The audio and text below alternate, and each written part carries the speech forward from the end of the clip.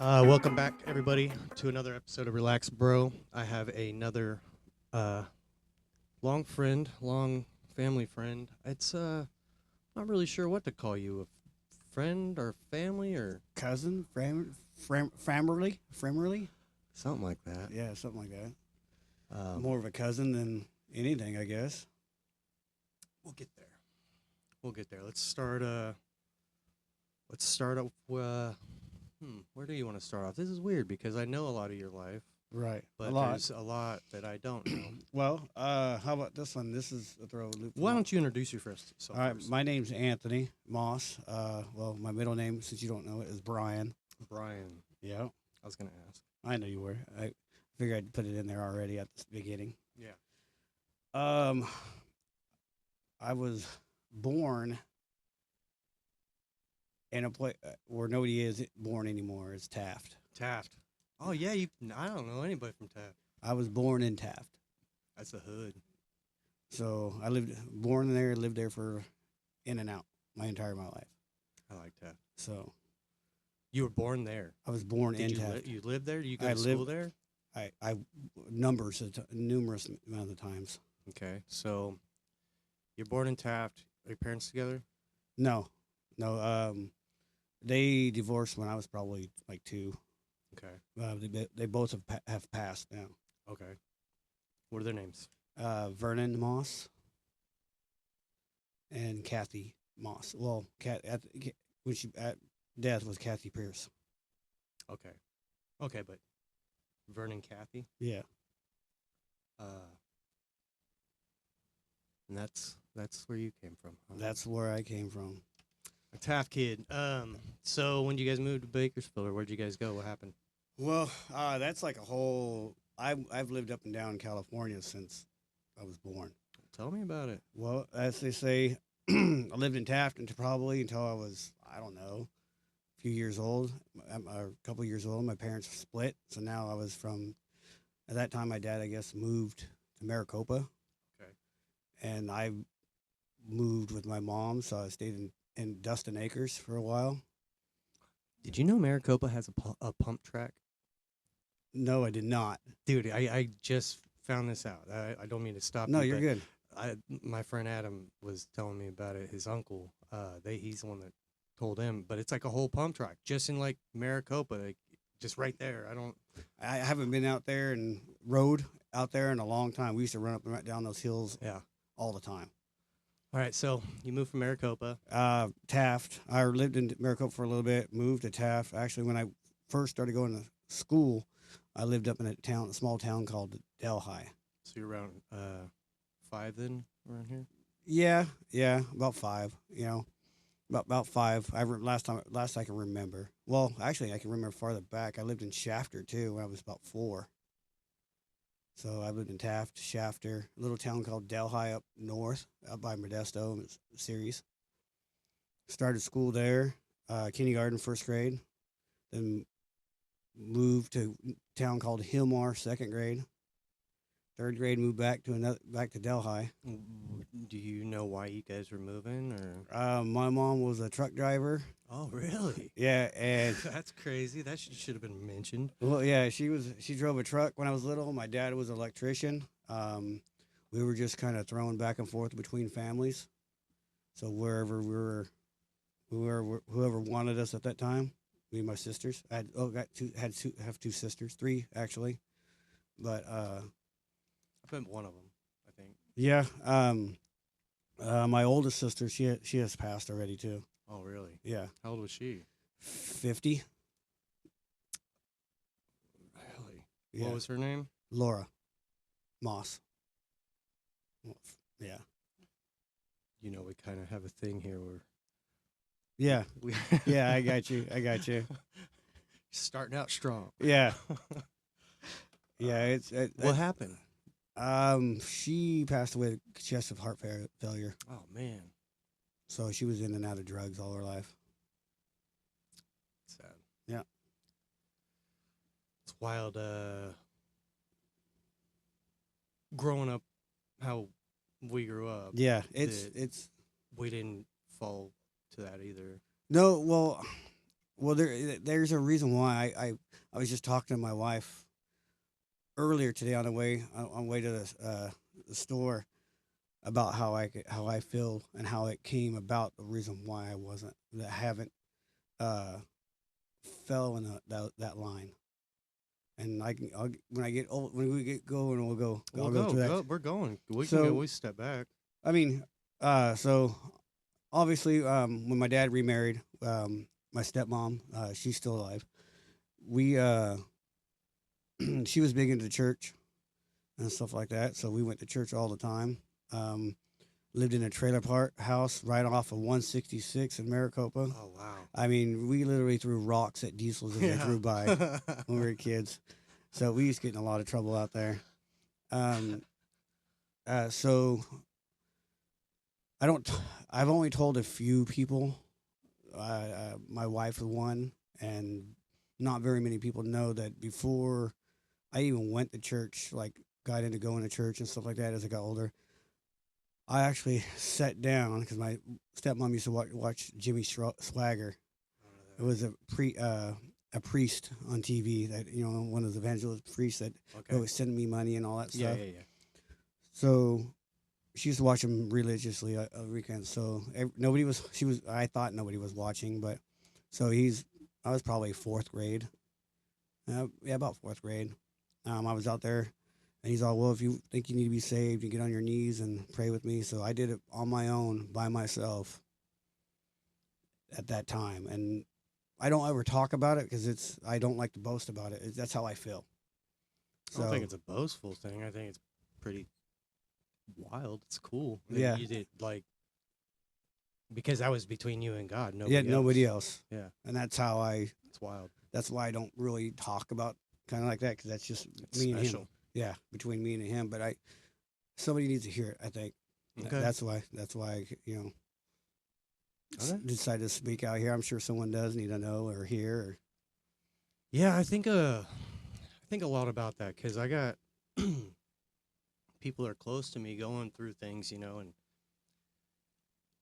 I just like even if you don't believe in it, even if you don't, Right. why not be a part of something that is going to benefit you positive in some way? Just being around positive people, Right. you know what I mean? Yeah. And so like even if you don't, like you should I don't think that anybody should just try it. But like why not just acknowledge it? Why not Yeah. think I see about it. If you live a life and you go that way, and the afterlife, then you're good, right? I mean, there's nothing going to happen to us. But if you don't, I think there's so many more benefits than that. then there is. Yeah. Yeah. You're right. There is. So let's step back. You were telling us about your sisters, your three sisters. Yeah, Your mom was a truck driver, and you guys were all up and down. So were they moving as well, or were they living Well, somewhere else? my oldest sister, she left the house when she was 16. So me and my middle sister always moved back and forth between my mom's house, my dad's house, my mom's house, an aunt's house, a cousin's house, a grandma's house, wherever we were dropped off. Really? So we never really had a stable place. It was never always bad. I mean, we always had fun. We had things to do, but there was that life around us. I mean, I remember my mom telling us stories about the Hell's Angels coming over to the house and her cooking them dinner and stuff like that. Going down to going down to L.A. area and being down there around them when I was younger. When my mom got remarried, my stepdad was affiliated with them. So, Okay. but it was nothing bad. I mean, he was a good guy for what I knew, but Yeah. I was kind of young and stuff, so nothing got crazier until I got older. Yeah. So, I mean, I've been around drugs and alcohol all my life. I Yeah. mean, parents partying when they were younger. Hey, go eat a beer. You're at 3 or 4 years old. You run into the refrigerator, grabbing beers and drinking them as you hand them back to your parents. Yeah. So, but that's kind of where I see it as why I kind of stayed away from that stuff as growing up too. Just because you've seen what it brings. Yep. Yeah. Yeah. So is that the cycle? is that the cycle? Like the the good upstanding parents lose their kids to drugs so that they can be like bad parents, which produces good kids. I don't know. It doesn't matter if you're coming from a good family or a bad family. It's just I think it's wherever it's this life of who you hang around with. Maybe I mean maybe not even that. It's all the influences there are in schools and So, pressures and stuff. would you consider your parents like addicted to anything? Yeah, my dad. No, he didn't do nothing that I know of. My mom was an alcoholic, badly. I'm sure she did. She's done drugs and stuff like that growing up and stuff. So, do you feel like that you just skipped the addiction gene, or just found other ways to use it? I that that day when I was on my knees, I made a promise not to be like my parents.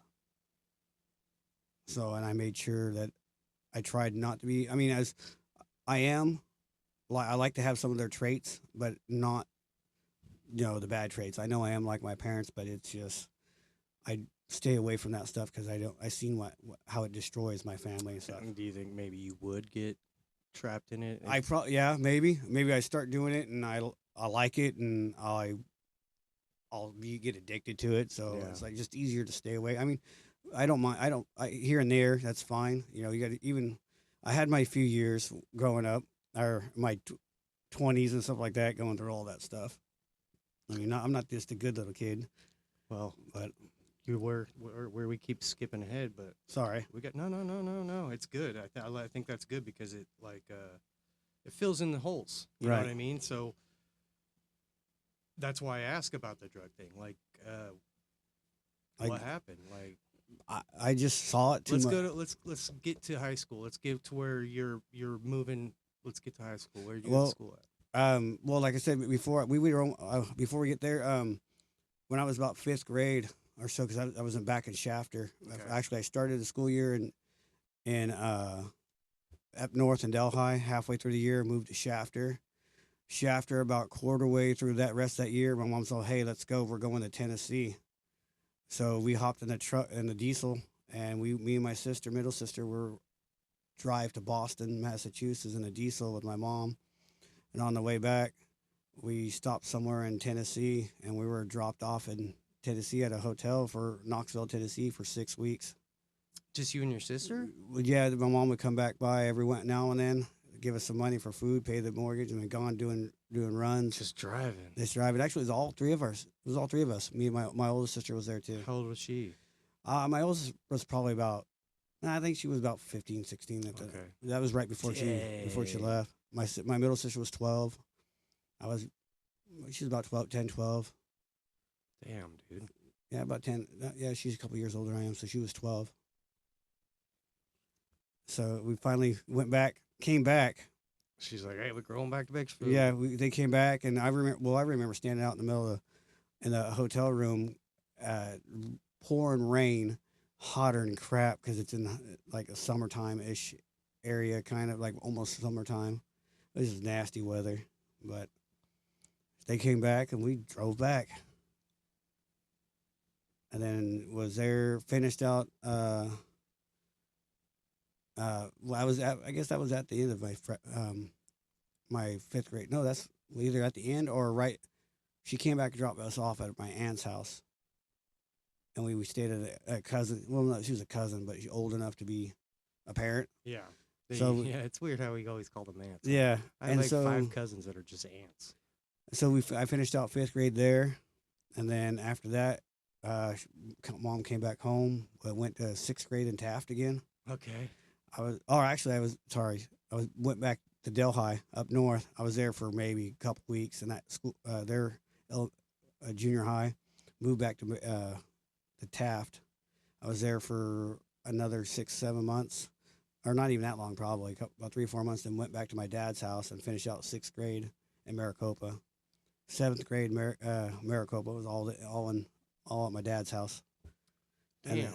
And then eighth grade, back with my mom in Taft, and I went to Lincoln for my eighth grade year. Were you ever? You probably weren't because you're just not that guy. But were you like ever like, what the hell? I'm tired of this. No, I didn't know it, but thought it was the life. That's how it was. We moved so much and stayed wherever we. And seeing her leave and go all the time is Yeah. probably that's like, oh crap, that's just what you got to do. Yeah, so that was. I mean, it was always hard watching your parents leave and stuff, go back and forth. But I mean, there were some good times in between there as a kid. Did they not get along, but were they like cordial with each other? No, No. no. We heard. I heard my dad never said. I never heard my dad say one bad thing about my mom. Not one time. Not that I ever could heard. But I also never heard my dad say, Good "I things. I love you" to us kids. Oh, okay. I wasn't expecting that. Yeah, I don't think I've ever heard it. Maybe once. I've always had a theory about that. Do you think that like sometimes parents don't like certain kids because of who they had them with? No, I think they just don't don't know how to show emotions. I didn't know how to show my no, emotions. I mean I've watched other people treat some of their kids like absolute crap, and then they're like super nice to their actual kids. Well, yeah, because we were the but the stepdad or what, you know what I mean? we It's were like- we were the redheaded kids of. yeah, I don't think over that there. was. I don't think that was like intentional though. We just were raised by. Well, Kids. from how we felt as kids, No, when we went over to my dad's house, we weren't as nice to. Okay. No, that's how we felt. Yeah. I mean, I don't want to say bad, but that's just how we felt. Yeah. But no, it all yeah. Sometimes maybe. I mean, it's hard to be a step parent. Oh, I imagine. I wouldn't even know. Yeah, I mean, I don't know. I mean, my wife knows. Oh yeah, I didn't even put that together. Yeah, nobody does because she does such a wonderful job. Yeah. I mean, she's so good at it. No, the kids don't even realize. I mean, they call her mom. So Yeah. So, you moved back. Now you're about high school. 8th grade, I moved halfway through my 8th grade year. Almost, I had like a couple months left. We moved. My mom met another gentleman that lives here. He's passed away too, which now his name was Charles, and he was my other stepdad, Do you know his last name? Pierce. Okay, that's the one she died with. Yeah, yeah. And we drove back and forth from Taft from Bakersfield to Taft, and that's where we moved right over here's the apartment, Highland Knolls, Okay. and that's That's where it all began. Is Highland Knolls, and then I started finished 8th grade there, and then So it took us how long it took us to get to the good stuff? 18 minutes, all right. I mean, do I need to slow down? No. I'm just messing with you. Okay. I mean, I talk fast. I don't know because there's a lot of stuff in between too when I was younger. If Yeah, talk about whatever you want. This is Um, your story. I can't tell it for Right. you.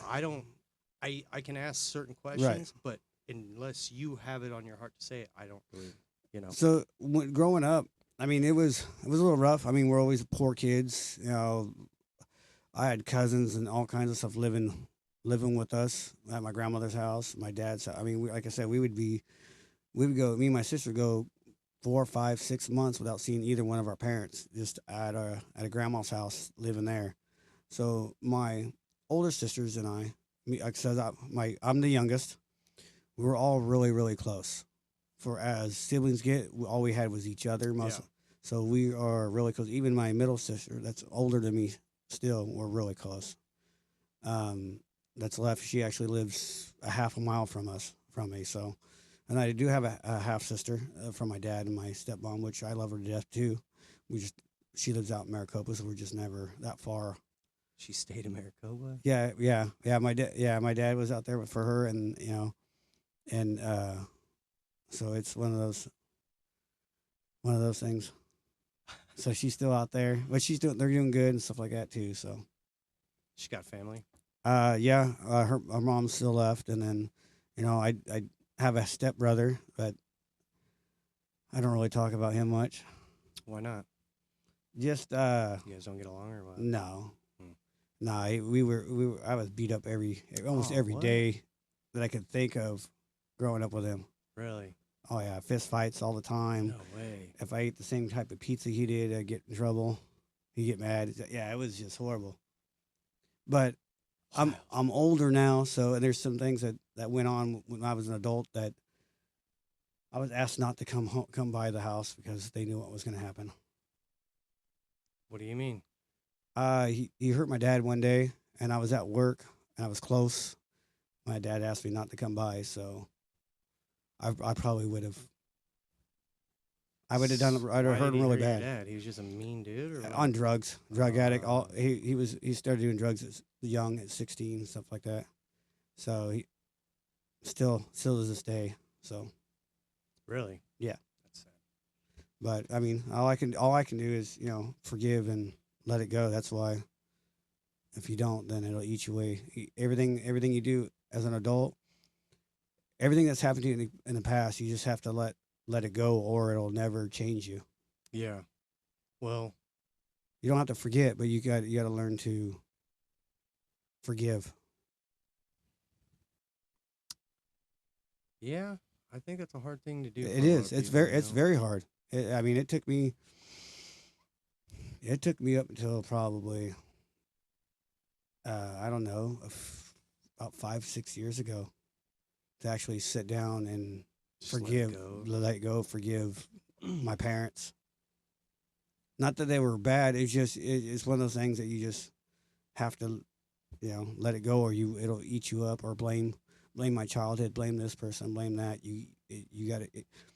It's up to you to change how you come out, what your outcome is. Yeah, I talked to somebody else about this too. Like, up until a certain point, they are 100% responsible for the person that you come out as. Yes. But it's like, I guess when you realize that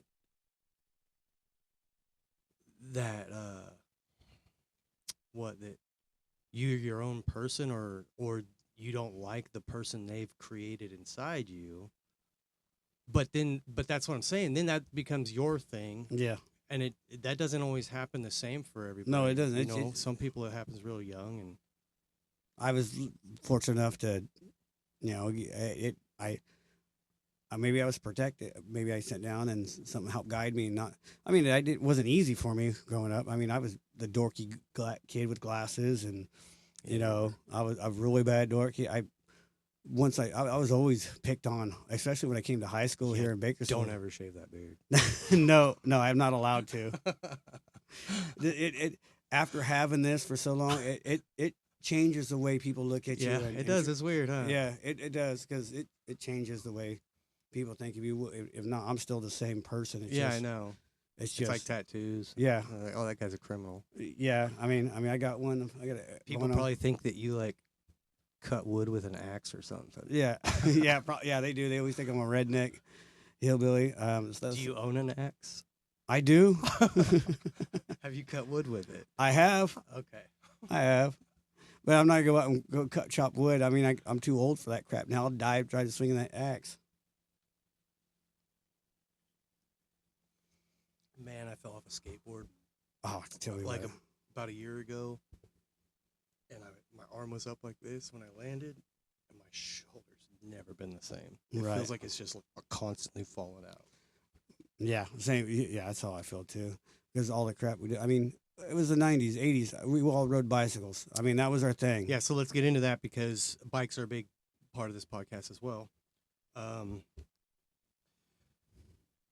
I assume you're at. I mean, you keep going. This is your story, like No, you that's said. good. But like from my what I'm gathering is this is probably when you started like getting ready to leave the house, like get away and stuff. No, I stayed living with my like I said, we rode bikes like crazy and stuff. Where did that start? How old were you? Dude, I was probably. I remember the first time my grandfather taught me how to ride a bicycle. It was had a little red one with a banana seat. I was 6 years old. He pushed me down the hill and said, "Here you go." I mean, my memory is so stupid. It's like an elephant. I remember so much stuff Yeah. when I was a kid. Lighting the house on fire. Well, and you never did drugs. That's probably you did there for a second. We'll get there, but Yeah, But I mean, like That was that's high gotta school. help. yeah. But You were in 8th grade. Yeah. So 8th grade, we moved to Bakersfield, graduated at Lincoln, started, you know, really riding bikes. Probably that year in my freshman year, I had some piece of crap blue Monarch BMX bicycle. I don't know what Monarch. a Monarch. I Yeah. don't even know what that is. Neither do I. It was something I got when I was younger. It was blue. It was called Monarch, and it was not a name. It was probably a Toys R Us bike from the '80s. See, it doesn't even come up no more. No, it wasn't like that. It was an actual regular bicycle. Huh. It was a BMX bike. I rode it. I rode the crap out of it, no brakes. I and want to stuff. see it, but keep going. I started riding that like crazy. That's when I started meeting people. That's how I started meeting everybody in the neighborhood, was because riding bicycles. That's Yeah. when everybody was riding bikes. Yeah, and that was about the time we met. So I was riding bikes. I was in those fields. well, we met before you were old enough to do that. Well, keep going. So We'll get there too. yeah. That's what you were riding, bro? No, it was more That's of the Pee Wee Herman bike. a no. It was a regular 20-inch, or probably like a 16-inch, but Well, I don't know, man. Monarch bikes. It must not be a thing. it was just what it was called. Who knows if it was a Huffy or something from Toys R Us or something like that. I wonder if it was a hub. Oh, it was just probably the label, like Yeah, VFR or something. yeah. That's all I can Gotcha. remember was that. Okay, my bad. No, you're good. But yeah. Well, so went to high school at North High. You know, moved. I mean, little dorky kid. Big old thick big old thick plastic glasses. Like Because mine. no, it was Thicker? the '80s plastic, the ones that are in style now. Yeah. Big old thick ones. Because I started wearing glasses right at the end of my 8th grade year. So right before I went into high school, I had to get glasses. You've been blind your whole life. That's just when you figured it out. Well, that's when my parents were able to afford glasses or Yeah. something. They go, "Oh, no wonder why you can't see." Yeah. Yeah, I've been there. Yeah, I remember wearing them the first time, feeling like, "Oh, I'm drunk. I can't even Yeah, walk." yeah. I mean, like you said, yeah. Welfare glasses. That's what I mean, which is fine, but Thick. thick plastic ones. That's what we wore because we were poor as hell. Yeah. But yeah, so it started high school, and then just started riding. From me riding around the neighborhood, met all the friends I hung out with, and up until a few years. You keep saying poor. I'm curious about this. Your dad's an electrician. Your mother is a truck driver. Were you guys poor, or was it the money spent on I don't know. nefarious things? But you felt poor. Well, yeah. I mean, my mom was always, because she didn't always drive a truck, but she never. We were on food stamps, and when she wasn't driving, she was on welfare or whatever and stuff like that. Man, you're rich if you're on food stamps nowadays. Right. Dude, Yeah. I Well, back wish, then, bro. it was the little paper, little tickets. So embarrassing. Yeah. Oh, I would never go. Even in high, I remember going to high school with my mom bringing those things out. And I Didn't was you have to fill out on the back what they were for and yeah. everything? I walked away every time she paid. But I mean, Bro, I bet those are antiques now. I don't even know if you can find them anymore. I bet we can find them on Google. Oh, you probably can. Let's see here.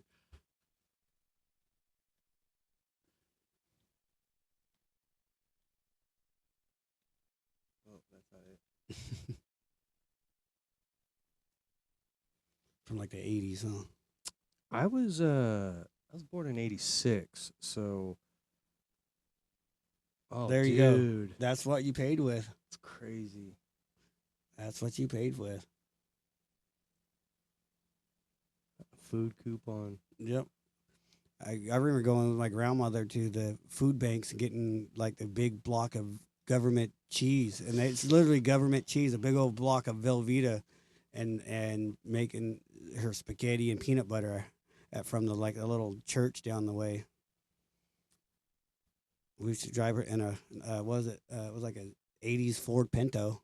Oh yeah. Oh yeah, she had that Ford Pinto, What color was it? like a tan. Okay. There's only two colors I've ever seen them in. It's tan and that like aqua Yeah, green color. yeah, yeah. See, yeah. The first time I learned how to drive was in the dirt field right next to her house. With that car? No, my Oh. sister, my oldest sister, got a car. Someone owed her a car, so or owed her money, so they took her car, and it was like a '77 Toyota Corolla. Me and my buddy, friend, when I lived up there, his name was Bobby, but he was a Hispanic boy guy. So it was, I mean, that was where we lived, was in the farm fields. You can So- call them Mexicans. That's okay. Well, my whole family used to call him Mexican Bobby because had a cousin named Bobby, Yeah. so they call it Mexican Bobby. Which I was down at his house every day, or he was at my house every single day. So, but we would take this little car in the field right next to my grandma's house because it was like a drainage field where they put cows and stuff. Mm-hmm. But the only thing is, you can go out there. We were probably 10 years old. Really? Yeah, well, yeah, we did all kinds of stupid crap like that. We were like 10, driving around this car in the field. 10 years old. Yeah, nobody cared. But the only thing you had to do is you could drive it for a little bit. Then when it died, you had to run around, pop the hood, and put the car out. Because it was on fire. It would catch on fire. The catalytic converter would catch on fire. So you had to throw dirt on it real quick, put it out, and then get back in it and keep driving. The car will start back up. Yeah, we used to do it all the time. That doesn't even make sense. I don't know. All we knew it was probably the carburetor on fire. Something's on So, fire. but it was a little car that we took. Oh, shoot. My sister said, "Here, go have fun," because they didn't. Like I said, she was all spent out on drugs too. By Yeah. that, she was 17, 18 years old. Just trying to get you out of the house. Yeah. So you run around playing the dirt, ride bicycles all over that little town too. But So you're living in the Knolls, start North High, riding bikes. What else you doing? just riding, like meeting people and just riding. And I started playing. Oh, I've always played basketball, but played basketball at the park every day of high school. Really? Yep. Played almost every day. If I was riding bicycles for 20, 30 miles a day, we're playing basketball every day. When did you get your first car? I was 18. Out of high school already? Out of high school, bought it myself. Did you have a girlfriend in high school? I did not. I was, like I said, I was a dorky little kid, glasses. I still am, but never. Well, high school wasn't great, so I just kind of just stayed to myself. What'd you do? Did you I went. I got play it. music, anything? No, I wrestled. Okay. I wrestled a little bit in my junior year or my freshman year, and I stopped. My parents couldn't afford to go to give me a physical, so I had to stop. So I just rode bicycles, mainly raced BMX, down at Metro. Did that all through high school too. And That was big back then. Cheapskate was big back then. yeah, I remember Cheapskate. We'd go up there and get chased by the rent-a-cop. I don't know if you guys they were still doing it when So you- when I was a kid, it was like it's like a mythical creature to me. Like, oh, dude, he rode the big hill. And in my mind, I'm like picturing like almost like the water slides. There, like you have the baby section, and Yeah. you just have all these different hills, which is kind of what it's like. But in my mind, it was like such a yeah, different thing, and I was like, dude, I'm not even gonna go up there. Somebody's gonna trick me into going down the big one. Like, there's no. it was scary at first, but once you did it, you're like, holy crap! Because we'd go up there and like we would see how long we can go without hitting the brakes. Yeah. Well, the thing is the rocks. Yeah, all the rocks. Yeah, the rocks, the ruts. You staying out of the ruts and stuff like The that. water washouts. Yep. Yeah, and these big old rocks. Yeah, we would go up there Friday nights at night because the rent-a-cop would be up there, and we'd always get chased off. And we would do it just to get chased by the rent-a-cop. We did it every Saturday because races were on Saturday. Mm-hmm. We did it every Saturday night from the time the races start till it stopped in the Yeah. season. I mean, a buddy of mine got ran over by him. He because we were chasing. He got mad at us because we were just chasing him around all the place. We went from the front of it all the way to the back, rode all the way around it, back up to the top, and he just done, he was pissed off at us. So he finally hit one of my buddies, knocked him over, and stopped on his foot, so he couldn't. But that was that was the last time we did it because he goes, well, I don't mind you guys being up here. I just, it's fun. But after he said it was okay for us to be there, we just kind of stopped because it was not fun anymore being chased. Oh, I get it. Yeah. That's weird how that worked because there used to be jumps and everything. Yeah, up well, we'd there. go up there during the day and ride up there and hit the jumps and stuff all day long, but Yeah. it was just on Friday.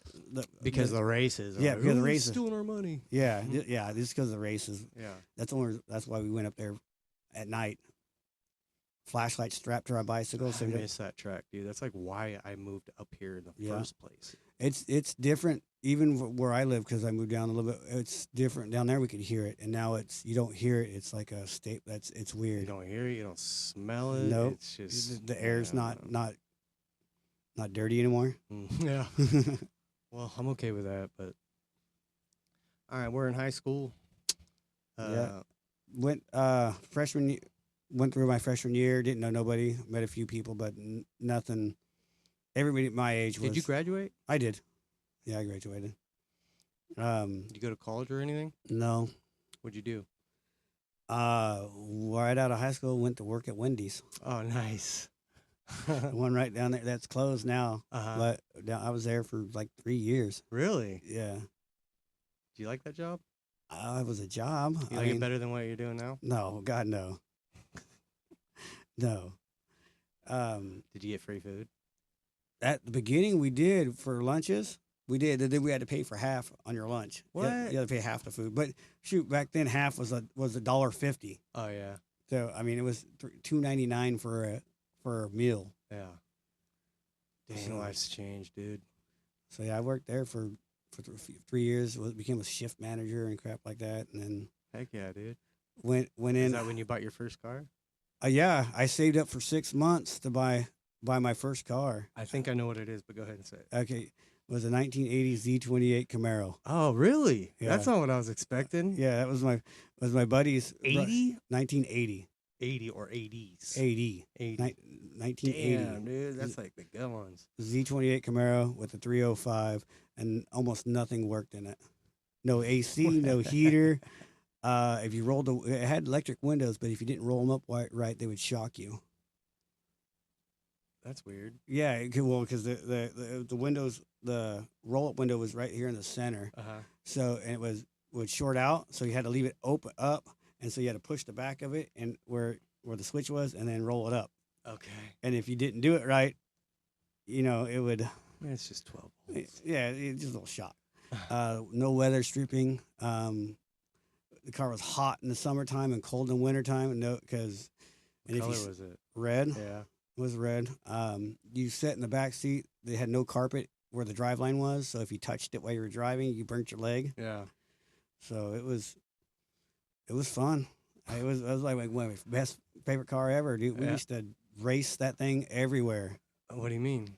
My buddies had their when they had the El Camino, and another buddy had a Sprint, but it was a Sprite. It was an El Camino, but it was a GMC Sprint. Okay. So they all sounded good, but none of them were really fast. Mine was okay. My other buddy had a. You guys just race each other? all the time, Nerds. every time, everything we can. Back rows, let's go. Yep. That'd be, Oh, dude, back then, We used to fly through the field. well, that's what I was just getting at. Back then, because we've talked about this, you got to explain. Okay. There was no houses. housing around here. It was there was no a housing. 2-mile long field from 7th Standard to, what is that? It's not 2 miles. I McRae? think. Probably No, about back more. Universe or no? It went all the way back to the back of North High, yeah. it It was was right to- Yeah, right it to the was edge like of North High. University. Yeah, it was. Right. It was way down there. That was all dirt field. And before I had got my car, my sister actually it was after that. My sister had a little 77 Corolla that you had to start to get started. Really? You had to push it down a hill to get it because of the stick. Mhm. You had to push it down a hill and jump start it Yeah. to get it to go. And we would take it out. I could go borrow your car. We'd take it out in the dirt field and just do donuts in Yeah. the dirt field all night long. Man, I got some memories in that field. I broke my linkage in my Camaro in that field because we were flying through it, probably doing about 80, 85 down the center of it. Jesus. and Holes and at the end, tires. right before you hit the road, there was a big old pothole. Uh, I think I had 6 people in the car you because just hit it. it's only a 4-seater. Everybody stacked on top of each other, flying through the park or the field, and hit that last hole. We jumped it.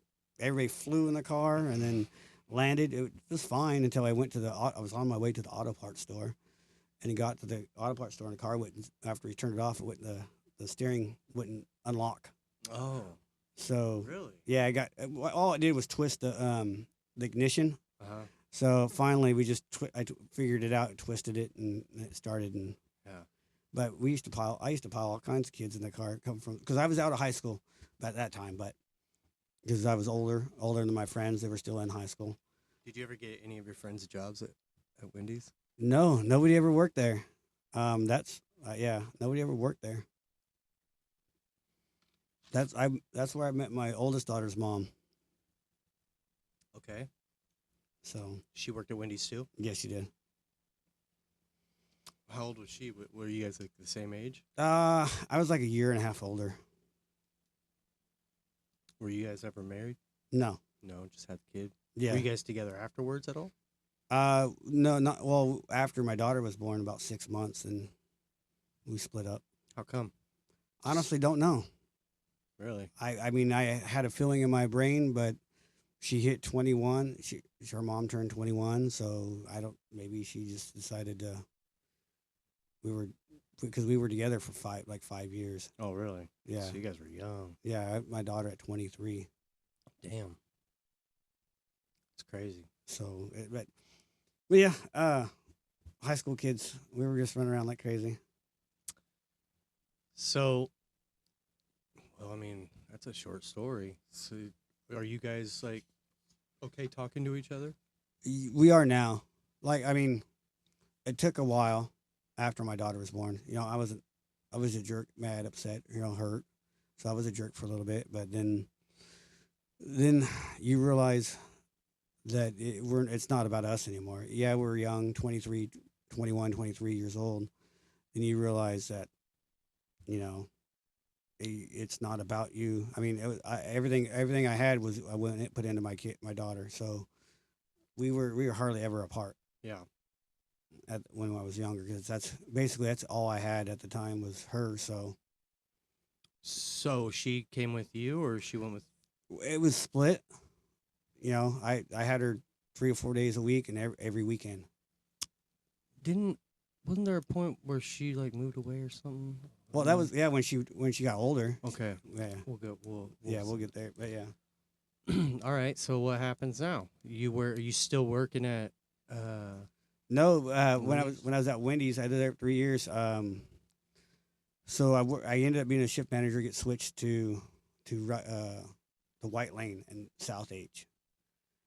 So That's gay. yeah, I got moved over there, and by that time, my car was busted. I had it, blew it up twice, had it rebuilt twice, and the last guy that tried to rebuild it couldn't. So my poor little car was done. I Mm. mean, so I was riding a mountain bike. I'd ride my mountain bike. I'd ride a mountain bike from Highland Knolls and McRae to South H and White Lane to go to work. How'd you get there? I'd ride. Union, I'd go down. I'd go down Chester all Chester, all the way. Chester to South H and ride all the way down South H. Damn, that's a lot of traffic. Yeah, I'd rode that quite a few times until I finally got another car. That's a long track back, dude. Yeah, Damn. I did that for. I mean, straight uphill. I did a couple times, and unfortunately I worked nights. They always put me on a night shift closing, so I worked from like 2 in the afternoon to midnight. So it sucked. Yeah. But so I got tired, and my sister, actually both of my sisters at this time, worked at Walmart with your grandma. Okay. Well, I didn't get to where we met. Should have played the song. You're asking the wrong person to sing. Yeah, I know. I'm musically challenged. Really? Yes, I can drive 6 hours without a peep of the radio on Really? in a car. Really? Just in my head, just in my thoughts, just listening to the noise of the road or just background. Think about that's kind of crazy. That's like I everything, just my head just everything not and nothing, crazy in a good way. That's crazy. Like you need to be seen. nothing and everything. Sometimes it's just I don't know. It's probably worse that we just listen to people say words all the time. yeah. Because I like you ask my wife. She goes, "Can we turn the radio on?" I go, "Because I can have the radio on. I mean, I know music. I know songs because we grew up on the 90s grunge music and Metallica. And I know all the bands. I know music. Do you feel like it affects you and changes your mood? No. Hmm. No, I mean, well, I guess it would put you in a good mood. I mean, we always listened to hardcore before we went, or hardcore, but AC/DC and stuff like that. When we went riding our bikes, we'd always listen to that music before we went out. But AC/DC is not hardcore. I know it's not, but you know, that's 80s music, 80s hair band. Yeah, there you go. That's yes, about the hardcore. But I don't like nowadays music. No, I don't listen to anything. Unpopular opinion. I cannot deal with AC/DC. Well, okay. I think it's just the way he sings. Well, more like 90s grunge music is what we like. Like what? Like Nirvana? Yeah, Nirvana and stuff like that. Smashing Pumpkins and stuff. See, I'm bad at music. Bad at. Yeah. See, I don't know if this is right. Yeah, that's. I don't know if that's what I'm asking you. Red Hot Chili Peppers. Okay. I mean, that's what I Just grew up. radio music. Huh? It's wild that those are like the same bands that are on the same rotation since they started. Yeah. Like there is no new music that's like worth listening to, which is kind of Sublime. heartbreaking. Yeah, I know. I mean, everybody says my tattoo on my arm look like the Sublime Sun. well, I don't even know. Show us. The one on my shoulder that I had a long time ago. Oh, the little sun. Yes, Yeah. Okay. Do you still have that? Yeah, it's still there. Yeah. It's old. Why don't we turn it into the sun? We'll probably The Sublime Sun. And we'll put Sublime Just- EST 1980 or whatever. I don't know. I'm so undecided. That's why I only have two. Yeah. Well, I mean, I'm at the point where I have to get more just to make these ones look not so bad. You know what I mean? I messed up. Yeah. I was a kid. Yeah. It happens. I wanted a bunch. I got this one. I got the one on my shoulder because I was told I couldn't. So Why? Why? Tell us that story. It was right before me and my oldest daughter's mom split up. So my buddy goes, "Hey, if you go get a tattoo, I'll pay for it right now." And She told you not to. yeah, Oh, I thought you were talking about your dad or something. no, they were. I didn't. Yeah. I didn't listen to my parents anymore. I mean, I didn't have no rules when I was growing up. When I got to high school. So you wanted to get broken up with. You knew what No. you were doing. Well, but it's like I didn't want to know, but when you can't do that, and Yeah. there's a long, we had a long, always telling me what I can and can't do, Mhm. And I was like, I'm gonna go fuck that. Forget that. Sorry. Same thing when I got my tongue pierced at that time too. Really? Yeah, You still have it pierced? I don't know it. Yeah, I'll think that I can tell you about that story too. Well, that's some '90s kids. Yeah, stuff, so. and I never wanted to for a long time because I had a dream that I would die after I got it done. Really? Yeah, I thought. And you still did it? I still did it. Why? Because Did you a die? fear. No, it was a fear thing, and I had to get through something. So I had it done twice actually. Why did you think you were gonna die? I have no. It was a dream I had when I was a kid before I had it done. Interesting. So It's probably God talking to 4-year-old you saying, "Don't do it. yeah, Don't you do it." yeah, and I did it anyways. Yeah, and then I did it, and I did it. So I was told you can't do that either. So I did it. Yeah. You can't get a tattoo. So well, if you get one, you get a little one. I said okay. She looked at my shoulder. Holy crap, that's not a little one. My daughter was like, she was probably. They said she was like 5 months old. It's a big deal Yeah, for it you was. guys. Yeah, it was a big old fight, but Really. It probably never ended either. we fought all the time. I threw a bicycle down. We were not good. We would fight so much. All the time we were fighting. Do you think it was because you guys came from fighting? Maybe That's the only way you guys knew how to communicate. I maybe yeah. I don't know. I think about that. Like me and my mom, like we don't talk.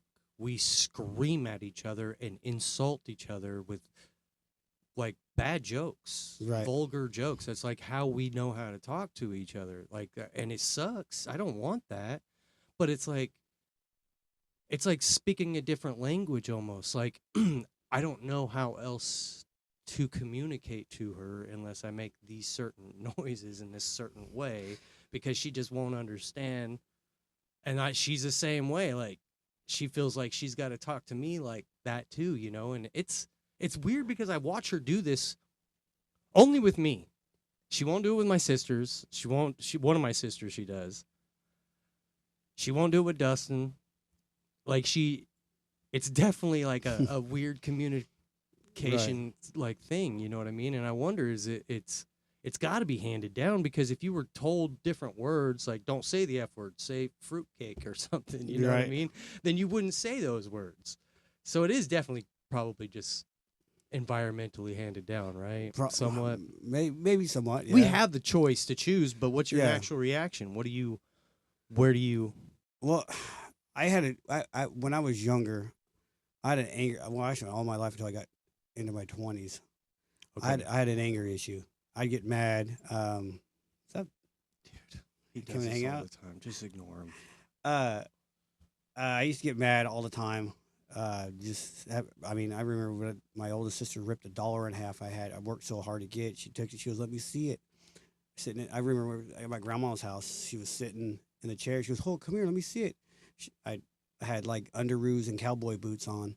She ripped it in half, and I got so mad, I cried and started kicking her in the shins with my cowboy boots. Oh. And How old were you when this happened? Oh, I was probably maybe 6 or 7. Okay, yeah. I'm like, Well, that's the same thing, the same sister that because there was when I walked to school because we had to walk to school from my grandma's house, and there was a kid that would always beat me up, always beat up on me all the time. This is what I don't remember this, but this is what my sisters have told me. My oldest sister, she goes, "Okay, here, give me a stick with some barbed wire around it," and he goes, "Go over there and hit that kid with it." what? I walked back to his house and hit him with it. Where? This was up north, and No, where'd you hit him? I don't know. That's what they told me I did. I don't know because I don't remember doing it. But maybe she said that. Yeah, I came home. And I never had an issue with the kid afterwards. Yeah, I hear stories about myself sometimes. So I'm like, I don't think I did that. Yeah, I don't know if I did. But then I'm like, also just like you said, like those are the people that I do hang out with. That is kind of, but I don't have no recollection. I don't remember doing that. It's But interesting. But she said I never had an issue with the kid in the end. Maybe we would just block out all those trauma moments. Probably. Just like, no, I was asleep. That's funny. But yeah. So I went back a little bit that way because, like growing up, we were dropped. Like I said, dropped off. I remember. You just got to throw him on the That's all ground, good. dude. He doesn't have any respect for anybody. Well, no, it was fun. I mean, like I said. So we were at the point where you're splitting up with. You wanted to step back. Yeah, because where we met. Yeah. Because when I lived in, it was still high school. I was my freshman year of high school. Like your mom. I think you guys moved in a little bit after we did because you lived actually 2 doors down from, like a whole set of apartments down from us. Like our apartment was here, your apartment was like 1 or 2 over, and then you were probably about 3 or 4, and your brother and sister was there. I remember them in diapers, and so Yeah. I would my mom and your mom would go hang out, and here, go watch the kids. You would come over and you guys would hang out in my room, and you put my skate. I used to rollerblade, so you come in and put my rollerblades on and stuff like that, and push I you. really want to dig into that rollerblade and stuff.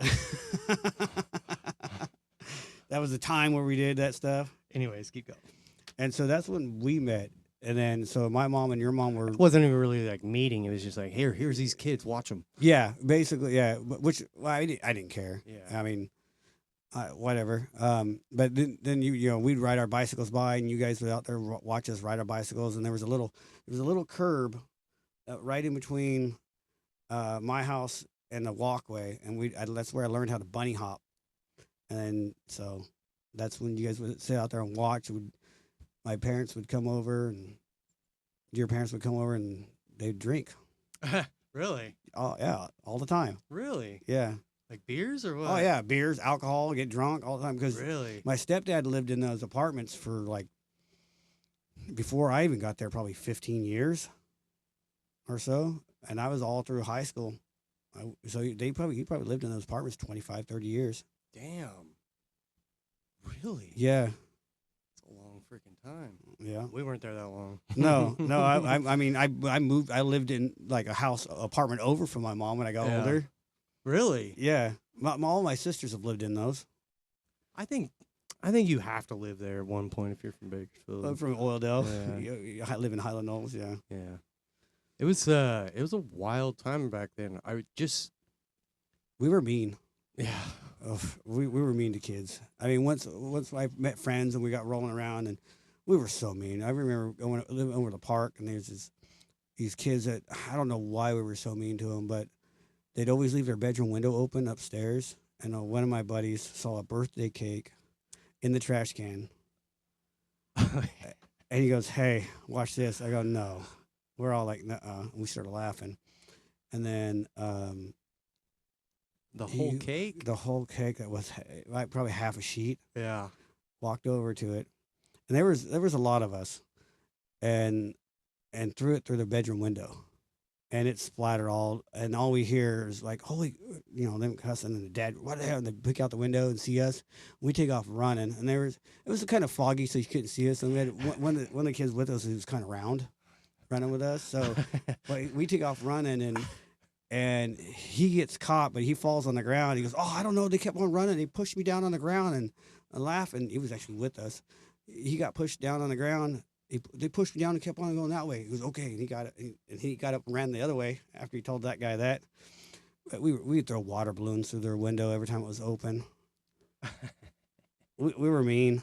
We go door knocking everywhere, knock the doors and run. We put when the field was out here, we'd put tumbleweeds across the roads just to see if the car would go all the way around. And then if we block the road tumbleweeds, we'll watch it go around. We'll ride our bikes across the street or across the park and put a row of tumbleweeds over there too. Yeah. We would just wait and see if they would. One move time, 'em. me and Matt found a roll of saran wrap in a dumpster. We were skating and skated by, saw like just a bunch of supplies. And we're Right. like, oh, what the hell is that? And there was a roll of saran wrap.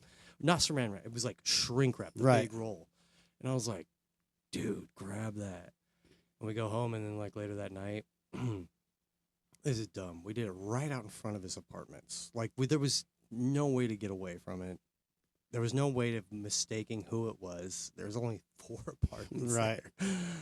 But we took it and stretched it from a power pole to a street sign, just up and down, dude. And we just watched cars just get destroyed, tear Yep. off their bumpers, pull off their windshield wipers and stuff. Yeah, we would hide in the fields and watch see if people get out Uh-huh. or if they go all the way around. It was just 90s we had no cell phones, nothing like that. Yeah. We did a bunch of different. Yeah, it was crazy. I mean, the field right there, building bicycle jumps in that field every year because they get tore down at the end of the year. Jerks. They would come through, tear them down. We'd go back out there and build them back up. Yeah, that was the best years of my life was in Was those riding. dirt fields. Yeah. Eating dirt. I've wrecked plenty of times. I mean, there was I don't know if you remember, but after we met, like I said, that's when we started. Then you guys moved away somewhat. I don't know when, Yeah. but my mom and your mom kept in contact all the time, and then that's where we met. And then after we haven't seen each other for a while after that, on and off. Yeah, it was like right after I had gotten married the first time. No, that would have been when you lived in the apartment, the Yeah. Highland Knolls apartments. I was walking The my same dog. ones I lived in when I was a kid. Kid, yeah, Right next door. yeah. I was walking my dog, my Great Dane. And Yeah. Rudder came out. Yeah. And came out and almost bit him.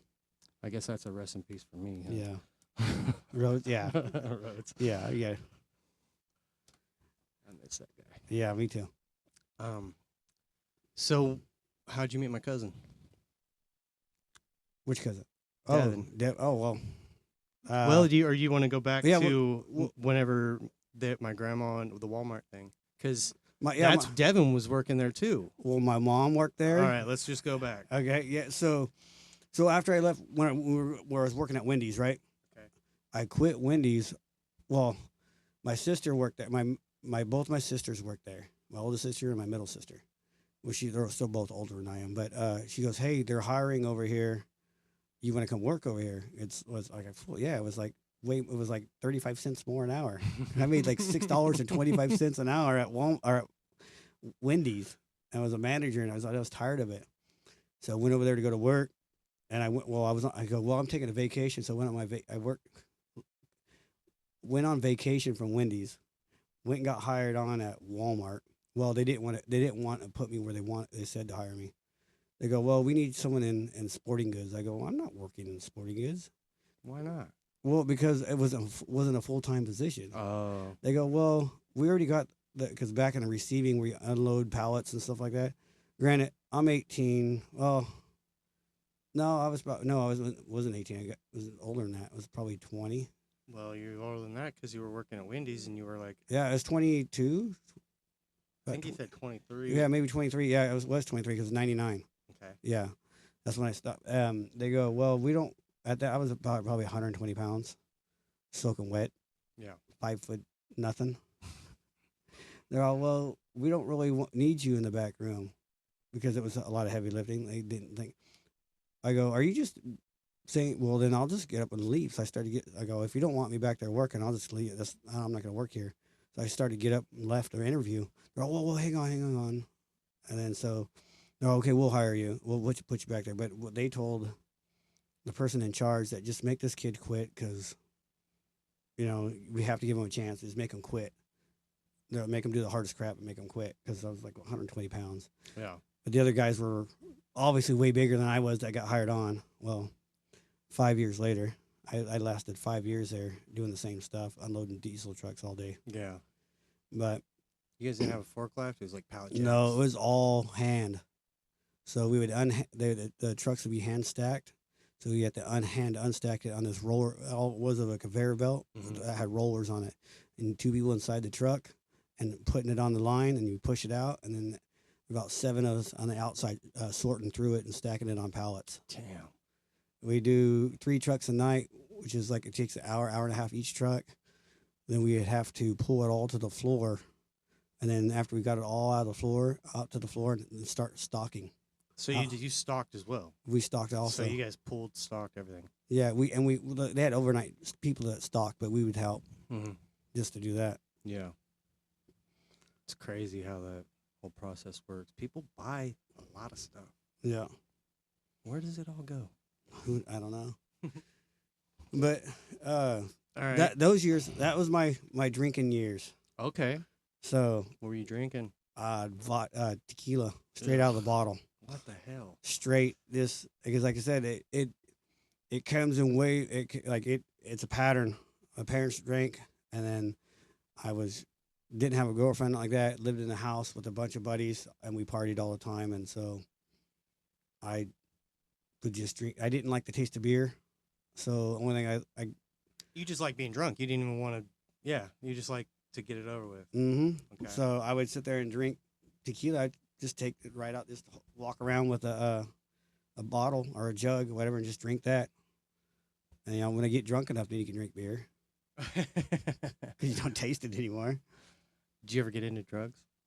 I smoked marijuana, a little bit of marijuana in high school for a little bit, but not much. I did it for like a little bit because everybody thought it was funny to give it to me because I never did it. So I would just give it handed to me. Here, oh, you're smoking? Yeah. Junior year of high school, I was a pothead for about how we would go. I hung out with the stoners because they don't care. They accept everybody. Yeah.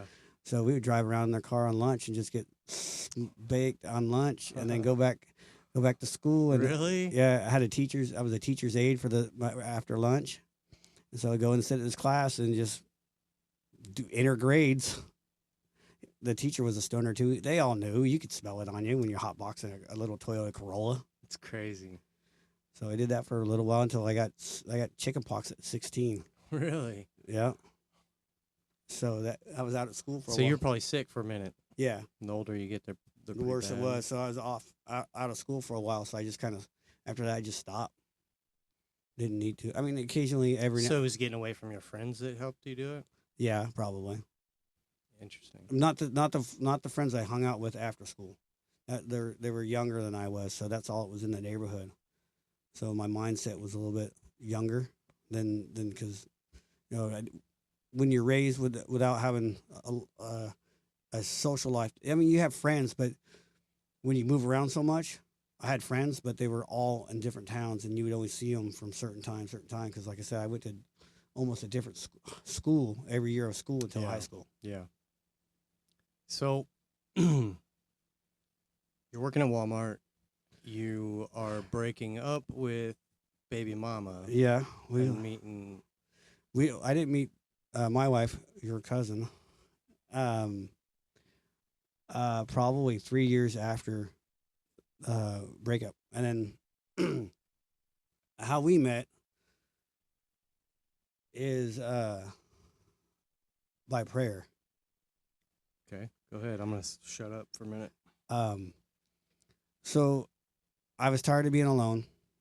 I prayed probably to myself every night for probably 2 years for God to bring me someone. So sorry.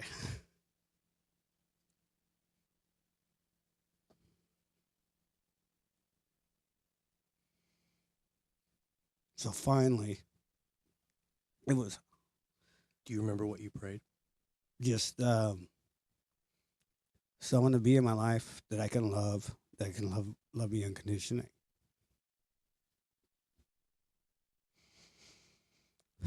So how we met, we both worked at Walmart. A guy I worked with, a really good friend of mine, he was actually my boss. I mean, we were really close. We worked there 5 years together. He's the one that actually got us together because she got hurt. She was like a cashier. She got hurt, so she was sent out back where we were to watch the freight so that nobody comes to steal stuff because we had to pull stuff outside. There was so much freight in the back room, you had to take it outside, and so people had to watch it sit outside. She walked by. My buddy goes, "Hey, you should go get her phone number." I go, "No, I'm good. I don't need. I'm okay." And then he goes, "Yeah, go get her phone number." I was like, "Fine. When she leaves, I'll get her phone number." I said, "Okay, I'll ask her for a phone number when she comes back from break." I go, "Hey," she came back from break. I go, "Can I have your phone number?" You just said that. Yeah. There was nothing else. No, hey, you want to go hang out? Can we go hang out or something? I don't remember, but I asked her, "Hey, can I have your phone number so we can go hang out?" She goes, "Yeah, I'll give it to you later after she gets off." Really? I was like, "Okay, whatever." So she had time to think about it. Yeah, yeah. Oh, it was like a few hours. Like, think about it. And for us, we were on the receiving crew. We were known as the a-holes of the because that's all they thought. Because I was trying to gain weight and get bigger because I was a skinny little kid. What were you doing? I would take creatine, androgen, and DHEA and stack it all and work out What the hell? as much as I possibly could, and I could not gain an ounce of weight. I did weight. I do protein. I'd go home and do 500 push-ups a night, 250 sit-ups, and use weights all night long. After I got off work at 4 o'clock in the morning, I just could not. I was strong, Yeah. but I just could not get weight. But that I had, You got tapeworm. well, yeah, a high metabolism, and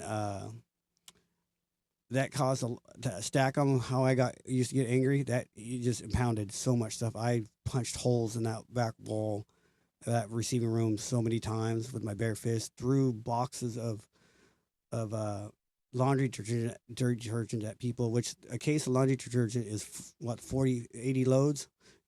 You get 3 of those in a case, and you take them and you chuck them across the room at someone. Yeah.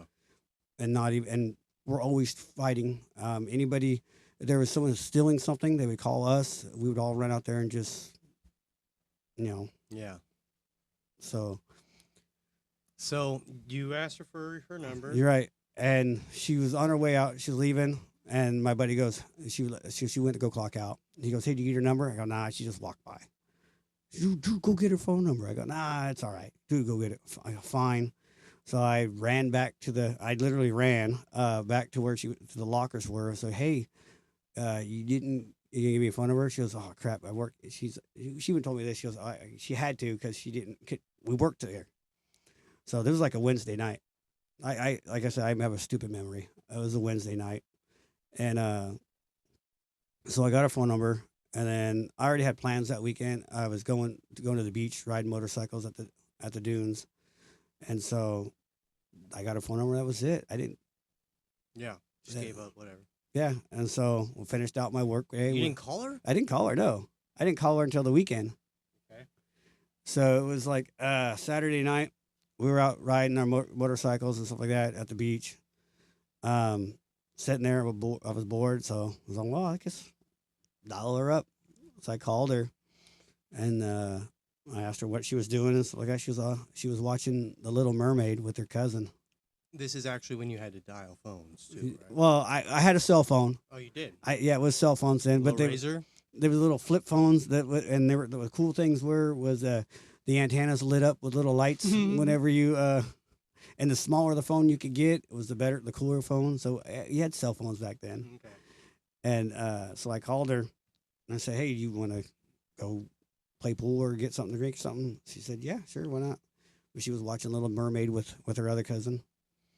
And so I said, all right. And then we talked on the phone for a little bit and got off. And then woke up the next morning feeling good, went riding.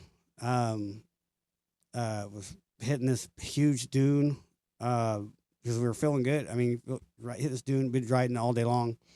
A buddy flips around because we were hitting a jump at the same time. A buddy flips around, and by the time I turned around, he's about at the bottom, getting ready to go up. I was like, shoot. So I first, second, third, fourth gear, panned it going, and then he hit it. By the time I went off the jump, I was probably fifth gear, almost wide open. I went off the top of it, trying to catch him. But before I went off, I let off the gas right at the top. If you don't ride letting off the gas at the top of a jump in sand, you lose all your momentum. And so as I did that, I proceeded to endo, but I looked down, I'm about 10 feet above his head. That's what it felt like. My back tire was at his head. I looked down, I go, oh crap. He looks down, he looks up. I don't bail because I don't bail. I hang on for dear life. You should know that. I don't ever let go. Some people have different ways of doing things. I hit in the end, hit the endoed, landed on the front tire, did a front flip with the bike. My head went into the sand. Front flip with the bike. Then hit the sand again. I let go of the bike. The bike flipped one more time and landed on me, but it landed upright. And so the paddle had paddle tires on it, and it landed on my chest. And as soon as it hit my chest, it caught grip and went from my chest all the way down between my legs and off. So I had paddle tire marks from my chest to my crotch. And yeah, it hurt. And so I was like, oh, well, I guess I'm done for the night. Yeah. And we packed up and drove home. And so we got ready and went on a date. She goes, well, you don't have to pick me up or whatever. You don't have to pick me up. I go, no, I'll come pick you up. It's not a big deal. I don't mind. Shit. So I drove all the way out to her house. Are you in the Camaro? No. So at this time, I because with It was white, right? the Camaro, No. like I had a 2000 Saturn. It was gray because when my ex and I bought a car together, and when we split up, What kind of Saturn was it? just a regular You just 4-door. called it Saturn. It was Saturn. This was SL. your race car, Yeah. right? It had no power windows, no nothing, all crank, nothing. So, but at this time, by this time though, I've already done all kinds of work to it. Thought it was a rice burner. It was a stick shift. So I had the rice burner wing, the rims, the TVs in the back. Because I spent all my money that I would do onto this little. Pimp My Ride was on. So pretty much. Fast and Furious came out, so it was all Fast and Furious rice burner cars.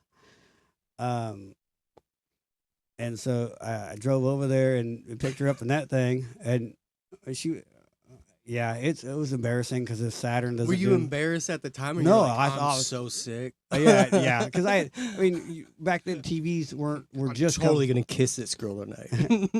no, wasn't thinking that. I didn't know what to think because I just- haven't been on very many dates. Okay. So we Does it- she know you have a child at this No. point? Really? Okay. No, I didn't tell her. No, I would never. I never introduced my daughter to anybody, unless never. Actually, I never introduced to anybody I was hanging out with, because I didn't feel like that. She didn't need to know them. Yeah. She only needed to know the person I was going to be with for a while. Yeah.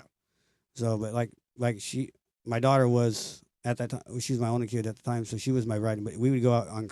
I was in a car club, for Saturns. What was it called? Hyperion. What? Hyperion or something like that. It's been a long time. This is over 20 years ago. So about 20 years ago. So Saturn Club. yeah. So and she used to go with me every Friday night. Yeah. And she would sit. I'd put, because I had the TVs in the car. She would watch Lilo and Stitch in the back seat while we were out driving around. I'll have that playing so she can hear, because I had a DVD player in there. Yeah. That was like way before they like was the Yeah. before everybody, big old block screen TVs like this in the back. Yeah. You had to cut out the whole thing. Yeah, you had to cut out your seat rest, and they put pieces of wood on the inside of the seat rest and screw it to It's it. crazy. Yeah. Ran the wiring. You had a little flip the switch so you can take the back and forth from the I don't know what you call it, because I'm not a stereo person, but the AVs or whatever. Yeah. Because I had the stock deck. I left the stock deck in there so that nobody knew it was in there, Okay. so I could run everything with just the stock deck. So I didn't want nobody stealing anything. So Yeah, that was. I back ain't when like people anybody were wanted to robbing. steal anything out of a Saturn, though. Yeah. Well, I mean, they would. They'd see I- subs. They were gone. Well, the bad part about the Saturn was when the guy was putting the wing on, I noticed it was crooked, and I told them it was crooked, and they're like, it's not crooked. And then they drilled the holes and put it on, and it was crooked. Oh man. And so it always had a crooked, like a little bit off, yeah. crooked wing forever until I got rid of it. But yeah. But So you know, where'd you guys go? we went to Corner Pocket Okay. to go shoot pool. So went out there, we shot pool. I go, hey, do you want something to drink? She goes, yeah, I got it. I can go get it. I was like, well, I go buy you something. No, I got it. I got my own money. Okay. Let her go buy her own drink. And then shot pool and just talked, and then shot pool for a few hours, and then we're just laughing, and never once mentioned my daughter like that, because I took everything out of, at least I thought I took everything out of my car for any resemblance of a kid. But as we were leaving, after that was obviously taking her home, she looked back in the back seat and saw one of my daughter's shoes back there. She goes, there's a little kid's shoe in your back of your car. I had my hands on her steering wheel just like this, like straight forward. I go, yep. And that's all I said. She goes, why is there a shoe in your car? I go, because I have a kid. And I thought we were dating. She goes, oh, okay. And then I go, oh, it was probably, that's it. That's it. And then I drove her home, and then I met her dad real quick. The first date? Yeah, Were you scared of him? He was a cop back then, huh? Or yeah, he was. correctional officer? Yeah. I don't know if I was scared. It was just different. I never met. Did he act mean to you? No, he wasn't. He's always been a nice guy. No, it was. They were good. And then so I dropped her off and gave her a hug and left. And then, but from that moment, from that first date, we have not talked to each other. That was 23 years ago. There hasn't been a day, it hasn't been by that we have not talked to each other. It's badass, man. So, but she said she knew at that moment, the very first date, that she was going to marry me. She says that? Yeah. Really? Yep. Oh, I need to have a talk with her. So that's your cousin. So that's kind of how we Yeah. and at that time, then when we saw you again on Rotor, we just moved up here two houses down from you. Yeah. And then like a day or two later, maybe a month later, maybe you moved in to this house. So, yeah, we kept getting robbed. Highland Holes. Yeah, go figure. There's still a couple years in there that are missing, but Yeah, there's a few. Yeah, there was a yeah actually before, quite a few years before we moved up here because we you guys were already married. yeah because we actually we lived yeah there I should probably go back a little bit we got together in October 3rd 2003 because she was 18 so I was 16. yeah she graduated high school so I was like, I was like, 16 in junior year. yeah we were both she was younger than I am but so It's all right. Yeah. It's keep going. so we moved into Highland Knolls.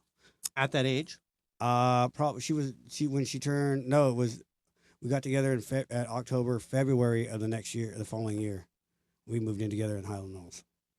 So we lived there for a few years before you guys were married. Yeah, before we got married.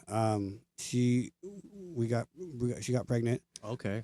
I didn't know that. Yeah, we lived there. She got pregnant with my daughter, middle daughter Madeline. Maddie. She'll get mad if she listens to this, and I say call her by her middle name, our full name. Let's not put our full name out there. Yeah, Maddie. Yeah, Genius, by the way. Genius kid. but that's all due to her mom. But so we end up we have our daughter, and then our apartment that we lived in on McRae, or in Highland Knolls, I should say. They were going to raise the rent from we were only paying $500 a month, $550 a month. Damn. It was going to go. They sold it. They were moving it to $800.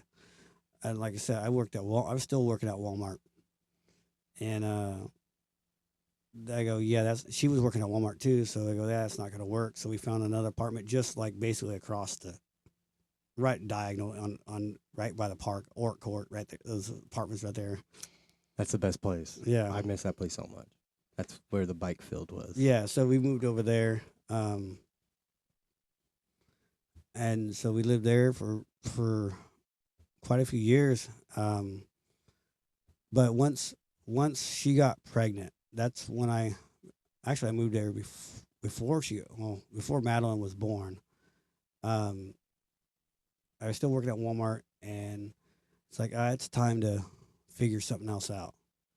And a buddy of mine called and said, "Hey, we're doing this stuff in the X-ray stuff in the oil fields. You should come out here and do it." How old were you? It was 20.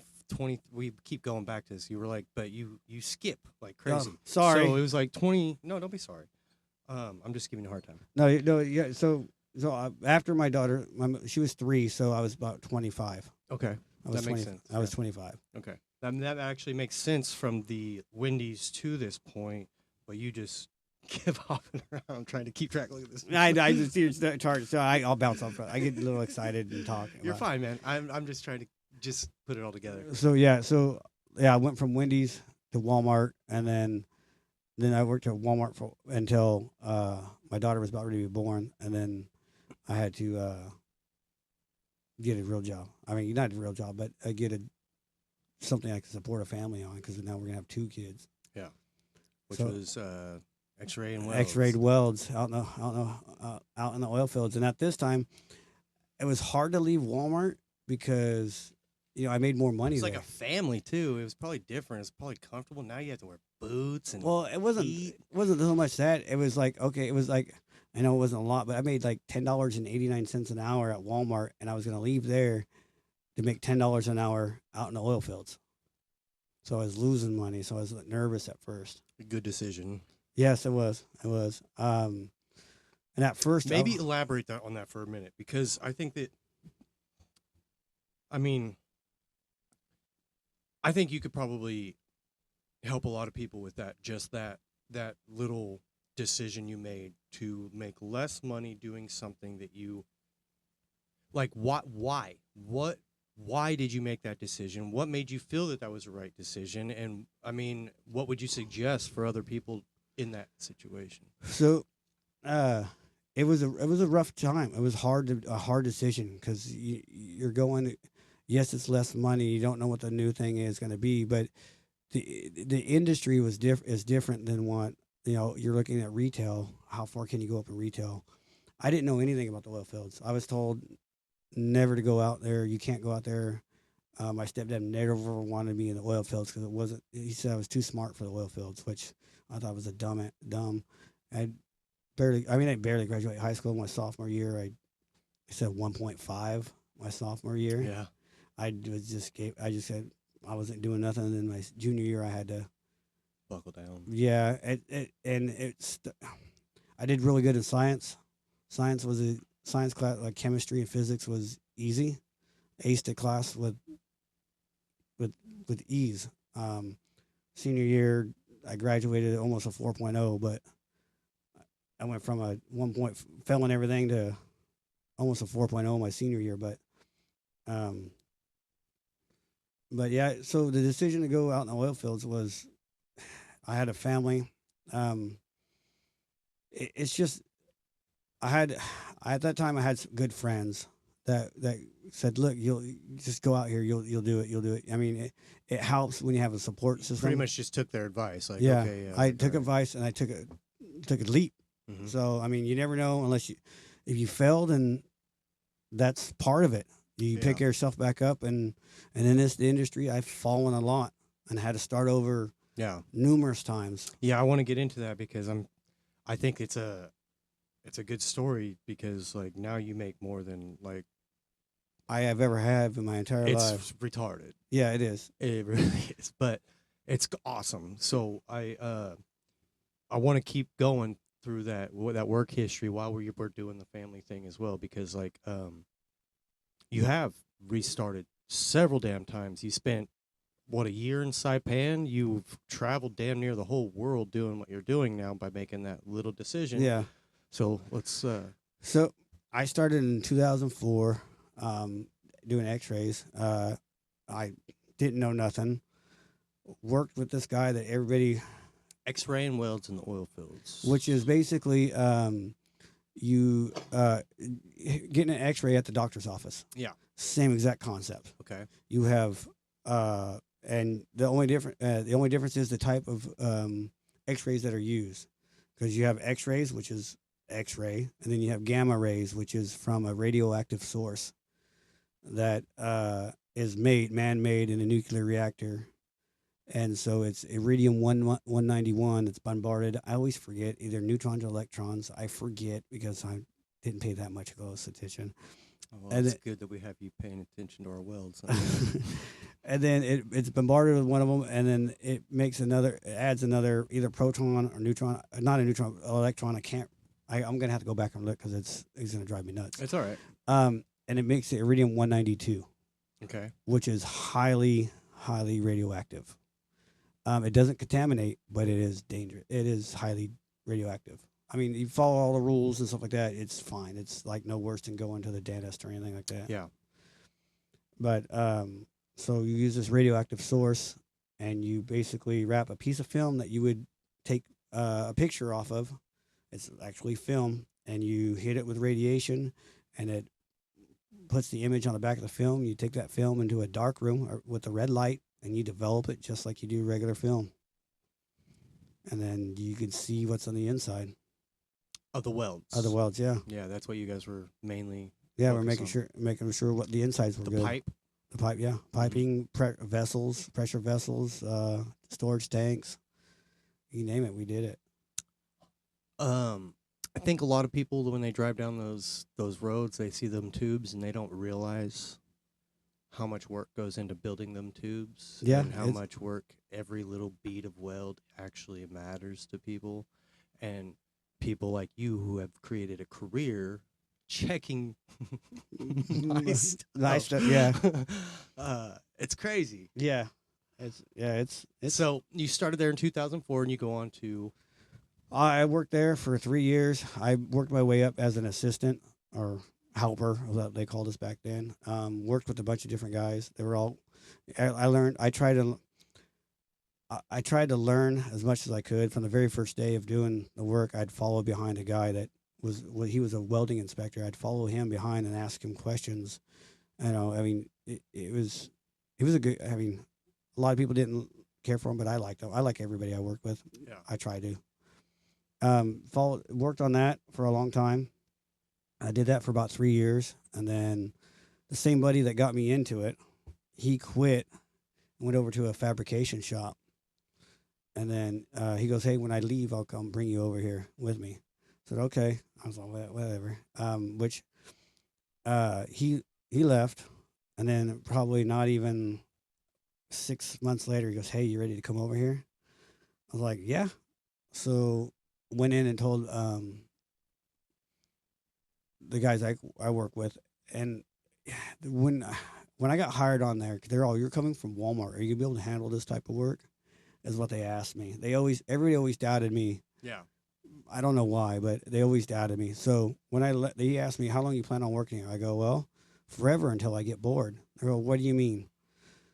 I go, "I like to learn, and if I'm not learning, then I'm not enjoying it." Yeah. So he goes, "Okay." He goes, "All right." Then I did all that work, and then about 3.5 years later, I walked in and said, "Hey, I'm quitting." They're all, "What?" I go, "Yeah, I'm going over this. All you're gonna go over there and do is this stuff called doing testing on stupid stuff." I go, "That's fine, but I'll be in a spot where I've inspected it on this side. I want to learn how it's built." Mm-hmm. So I ended up leaving there and going to a fab shop, and then started there as a quality inspector. Probably like structural stuff or what? No, it was pipe systems, structural. It was everything. Airplane wings, motor mounts, Okay. machinery, painting, painting stuff, pressure vessels. It's all everything you can possibly think of. But we built it out of that shop, and it wasn't a little shop. It was like 3 football fields long. Is it still around? The shop's still there. The company's not. Can we say the company? Um, it was. I mean, Lortz and Sons. They're out of business. Lords. Okay. Yeah, All yeah. right. Yeah. They're out of business. So, but yeah, it was a great place to work there. I learned a lot. My boss at the time was one of them was an engineer. Was a welding engineer, and then there's another guy that was the shop foreman or manager, operation manager for the shop, and he taught me a lot because he was a quality manager there. And I've learned a lot from everybody. I try and take in all the knowledge and stuff like that that everybody teaches. But When you talk about this knowledge, processes are being built. so or- learning the aspect about welding, how the welds are put together, the chemical makeup of it, the codes that you have to listen to, abide by, and learning how to build these things the proper way by following all these specific rules and regulations and Yeah. stuff. Because the stuff that we built there had to be signed off by the state of California for to be certified. Yeah. And you had to follow all certain rules and regulations, make sure everything meets those criteria. And so you're doing this for the company. How long were you with them? From 2007 to 2012, when they started going out of business. But in between that time, that's where we got to the point where we have to start over in this business. We lived in that first apartment, that second apartment after my daughter was born. So this is kind of, it all ties together. So at this time, like we Devin and I have been together a couple of years, and so this is where my daughter and her kind of start bonding. My first daughter, and then we had troubles that back and forth between her mom and stuff like that, but nothing really too bad. It just What do you mean troubles? Like just arguing, just like this was is she jealous of Devin? yeah Okay. yeah. Openly, like, or No. so was she like I don't know if she was jealous, but she had her own life. She had her own kids and husband and stuff like Okay, that too. because that's why I was like prying. I don't mean to pry, but No, it's fine. She had her own. She had another. She had another boy right like 6 months after my daughter was born. She got pregnant again. you think that she was just mad? I mean, I'm not, and it's probably not for you to even judge if she was mad or not. But like, do you think that like she was just upset that you guys didn't work out? I don't know. If she was that upset, she would have never left the first time. Okay. Okay. But That's all. That's I good mean, enough for me. I mean, I thank her that she did.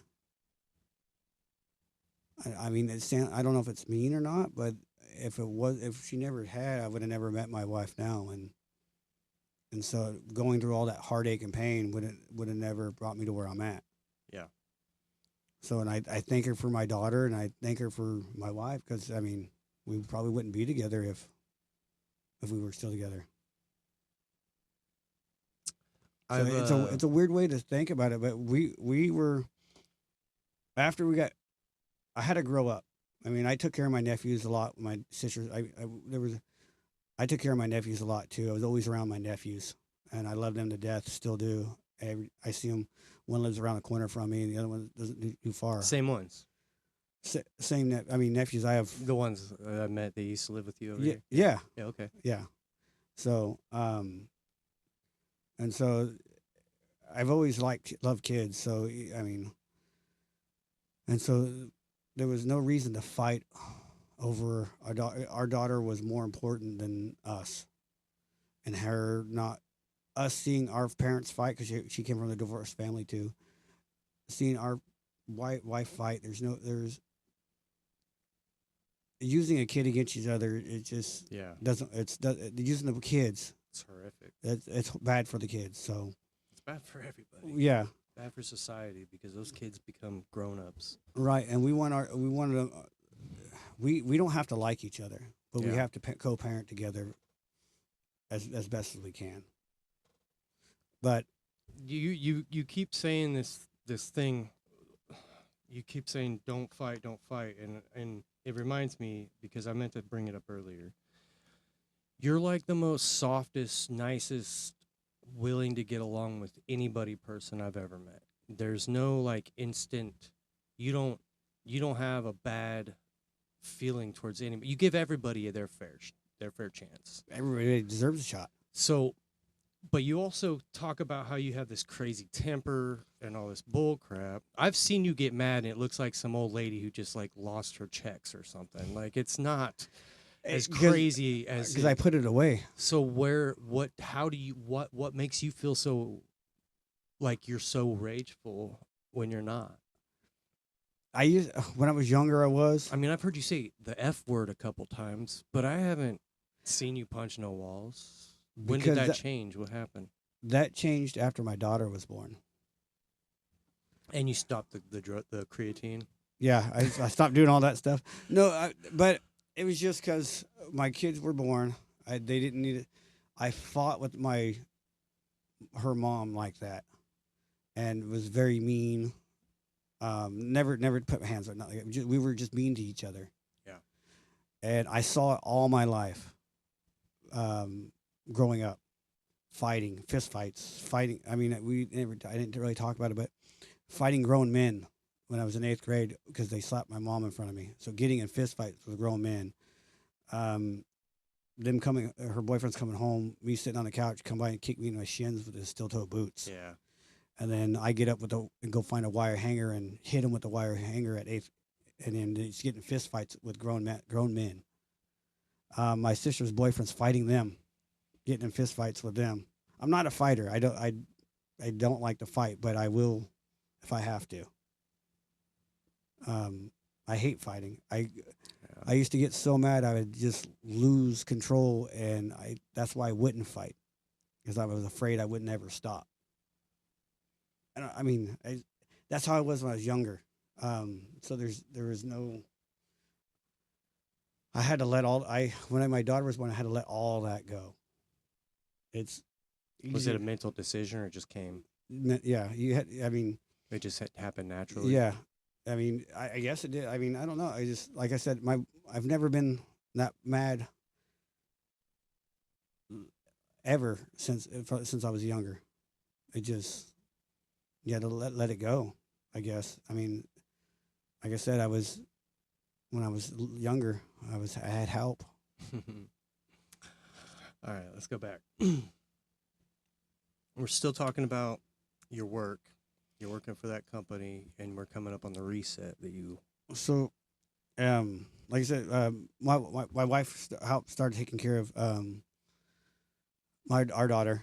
We went up. We bought, or not bought. We got a apartment together across the way. I started working in the oil fields. When I went back to that next company, we were able to move out of an apartment into a house.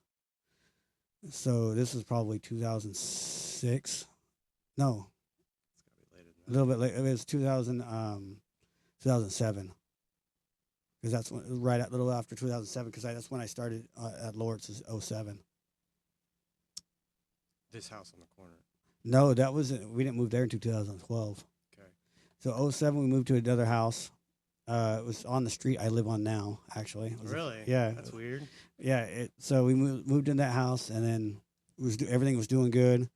And then we had made friends with the neighbors there across the way, and they were moving. So we and at this time we got married in 06. We got married, and then we had another kid, my son, and we were all still in the little apartment. And then that's when we decided we needed a bigger place to move. So we moved to the house over there, where on that street.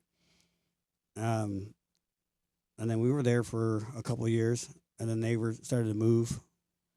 About a year, actually, because it was 08. Yeah, about a year, and then they moved out. So we went in. They okay, you want to rent our house? So sure. So we went across the street.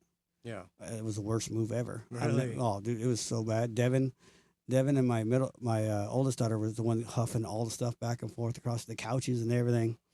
They moved everything back and forth across the way. Why was it like the worst move? Because it was across the street. So you just had to pull everything, but like you think it would be easy just to walk a refrigerator across the street. I bet it looked crazy and crap. All the neighbors like, what are these guys doing? Yeah. So they did most of it, and we moved into that house. It was a nice house, bigger house. But then 2008 hit, and the oil fields crashed. Was it 8? No, it wasn't 8. It was 2000. Oh no, take that back. It did crash in 2008. The big one, or just because there was a couple of them there. In 2000, it seems to happen like often, but there was no, a we big were at, from one. 2008 to 2012. Yeah, we were there quite a while at the other You want house. to be factual? We could look it up. Because I got to remember my days. I might get my days messed up. We were there probably at that first house, probably a couple of years, like 2 years. Because probably 2009, I think. No, take that back. It was 2010 we moved over. Because my mom passed in 2009. Okay. And then we were still in the first house.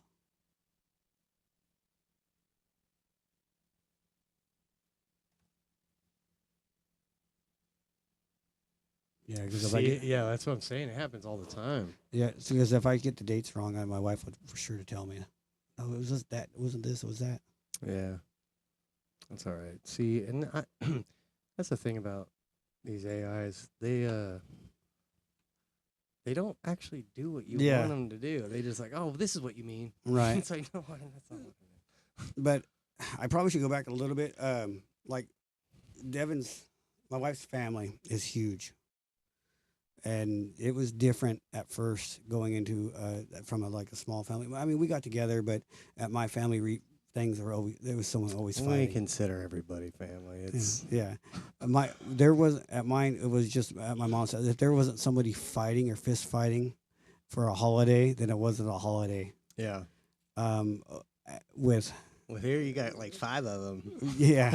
You got like 5 places to go. Yeah. I mean, when at Christmas and Thanksgiving, there's 30 people, and it's crazy how much From love everywhere and how much love is in the family. It took me a little bit to get used to that, and hearing the words "I love you" all the time. It took me a little bit to get used to it because I didn't hear that much growing up. But in the and with the family, it's like every day. You don't say goodbye without saying "I love you." Even off the phone, it doesn't matter. It's always said.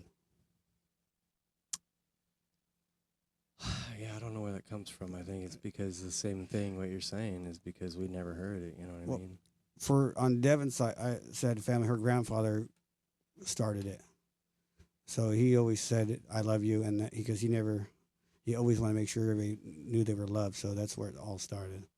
What was his name? His name was John. We're running out of room here, dude. Do you know his last name? Glenn. But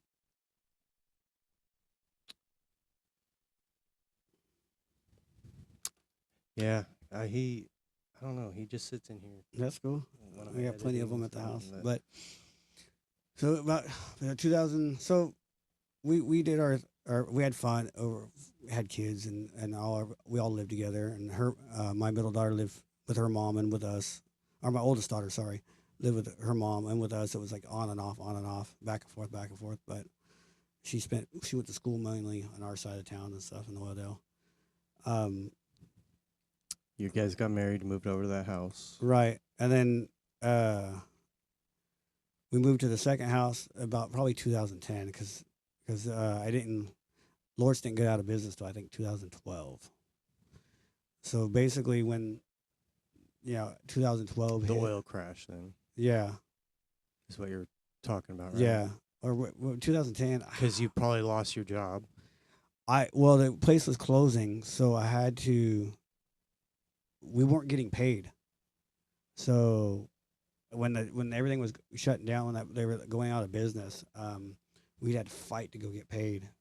So if you got your check at 11 o'clock, you just left work to go get paid, to go see if at the bank. My bank no longer would cash their checks, put it in the bank. They go, no, they've been bounced too many times.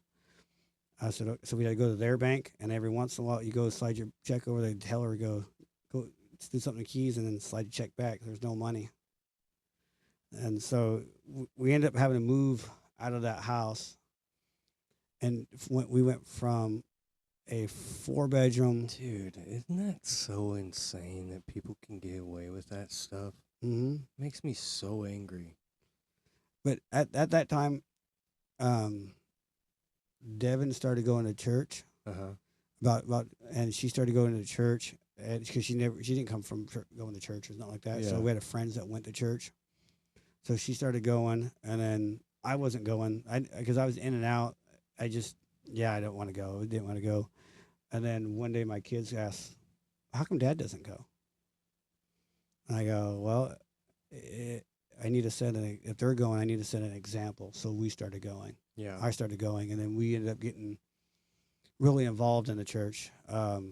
Devin always loved little kids, so she got involved with the Awanas, with the little kids. I started doing the junior high or the middle school kids, and then I moved over and helped in the junior little kids.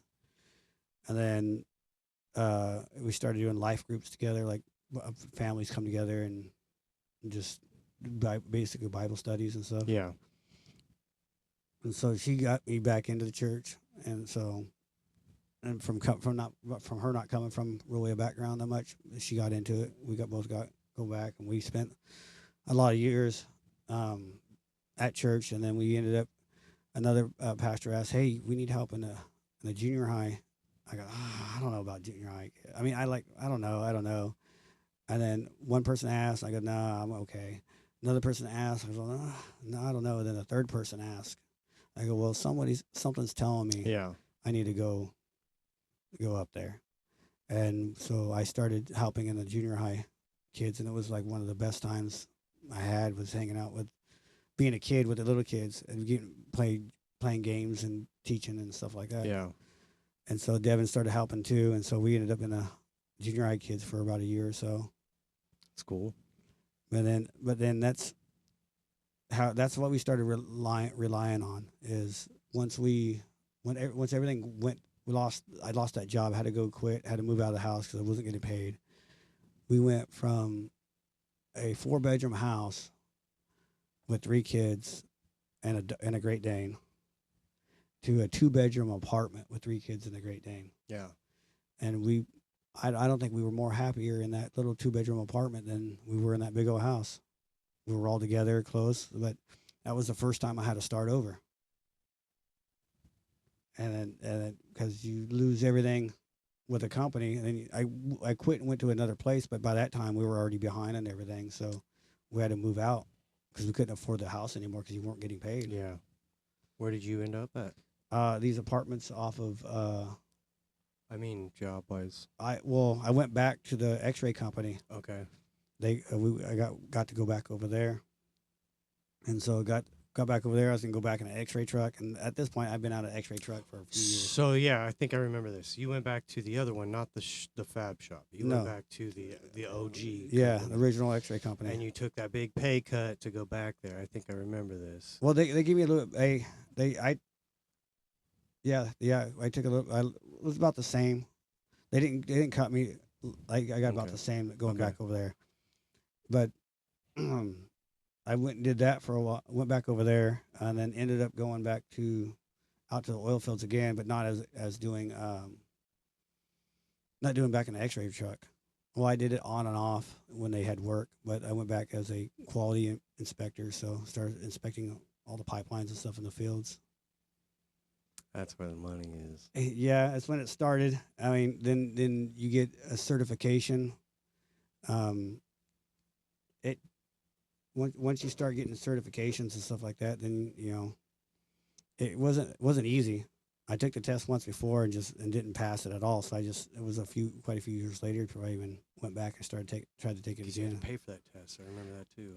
Right? I did once, but the company I worked for paid for it for me. Thankfully, I got they spent the time on me and gave me the chance. So I just started. And you've been like just keeping it alive ever since. Yeah, matter of fact, I have to pay for it again this month before January. I have to pay for it. How much again. is it? Is it a lot? $700 just to Oh, research. that's not that bad. That's not bad. That's Not for every 3 years. Yeah. But I mean, every 9 years I have to recertify, and that's like $2,000. Oh yeah, I know. That's the one I was thinking. Yeah, about. that one. Yeah. You have to retest. No, heck no, I'm not doing that again. I'll just go sit through a classroom for a week. Well, I think they should retest you. No, I'll sit through a classroom. I don't, because once you retest, you don't pass it, you have to start all over again. All right. Well,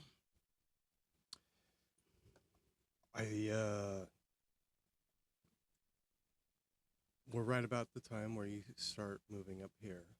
Yeah, 2012. We moved up here in 2012. Okay.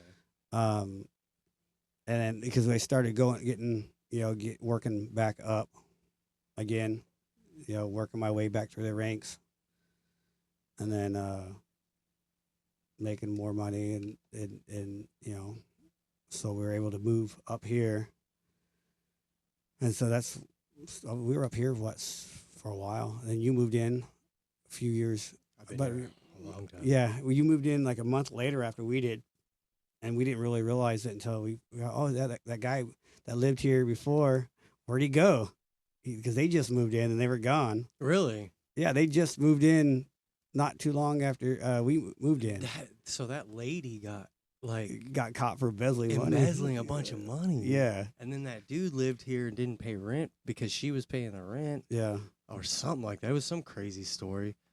But if you look on Google Maps, like there's my pictures, but like there was them. Yeah. There was nothing else before that. Yeah. So I didn't know. It's funny you said they were only here for a couple months because like that explains why my landlord was so skeptical. Yeah. They weren't here very long. And so we moved in, and then you moved in, and then we started having havoc in the neighborhood. I wouldn't say that. No, We no. just brought life to it. Yeah, not havoc, but A lot of dirt bikes. a lot of and dirt stuff. bikes, a lot of wrecks. Skateboards. Yeah, it was fun. Yeah, It was fun. A lot of racing. There was a lot of racing going on back then too. yeah. or trying to get there at least. Um, and so let's talk about that. I mean, I know all this stuff. Nobody else does. What were you into when you moved up here? What? Riding dirt bikes. The kids. That's what it was about. Uh, I didn't, I didn't have one at that time because I sold mine. I had to sell it back when everything was going out the crap, so we can move around and stuff. But after a while, convinced me to buy one, and so I got a big bike, which I didn't need. That was a monster, but we couldn't pass up the price. But I rode the crap out of it. Yeah. Um, I'll but yeah, publicly thank you now because a lot of people know me because of my Bronco. yeah. Um, this is the guy who helped me get my shocks in the very beginning to get that thing going. So thank you for that. You Always. helped me out. And I think that you should get your colors for that. It's cool. Flowers, whatever they call it. But I really do appreciate that. You guys didn't need to do that. And I think that, again, that just goes back to your selfless attitude. And that's why I keep bringing up your past because, like, overall, you have this peace inside of you. Where do you think it comes from? You cannot talk about your wife without crying. Oh, I love her too much. I think it's awesome. But is it her or is it the fact that God brought you her? Both. Both. Yeah. It's cool, man. I'm really happy to have you in the family. Do you have anything more you want to say? You want to wrap this up? Yeah. We can keep going. I mean, if whatever. I mean, just I mean, we're up to this point. You know what I mean? Your life isn't over yet. No, You've switched jobs. We can keep going. We've been here 3 hours. I just didn't want to keep you here. it's up to you. I mean, I'm okay with going. I mean, I can wrap it up shortly. No, I keep mean, going. We're just gonna keep going. I'll cut all this out. Okay. No. So we got up here and we hung out for a long time. Ride dirt bikes. I haven't talked much about my kids because I mean they're my Devin, my wife. My kids are amazing because of her. I mean, it's plain and simple. Yeah, it's both of us, but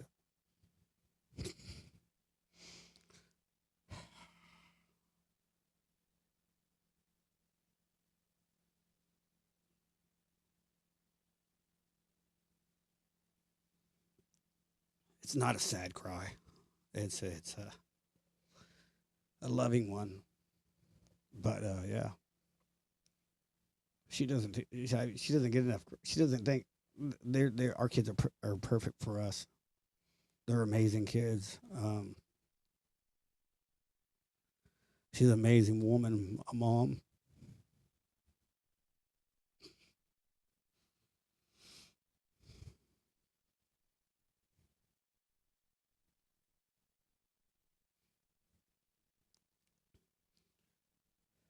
But there's a lot of love there.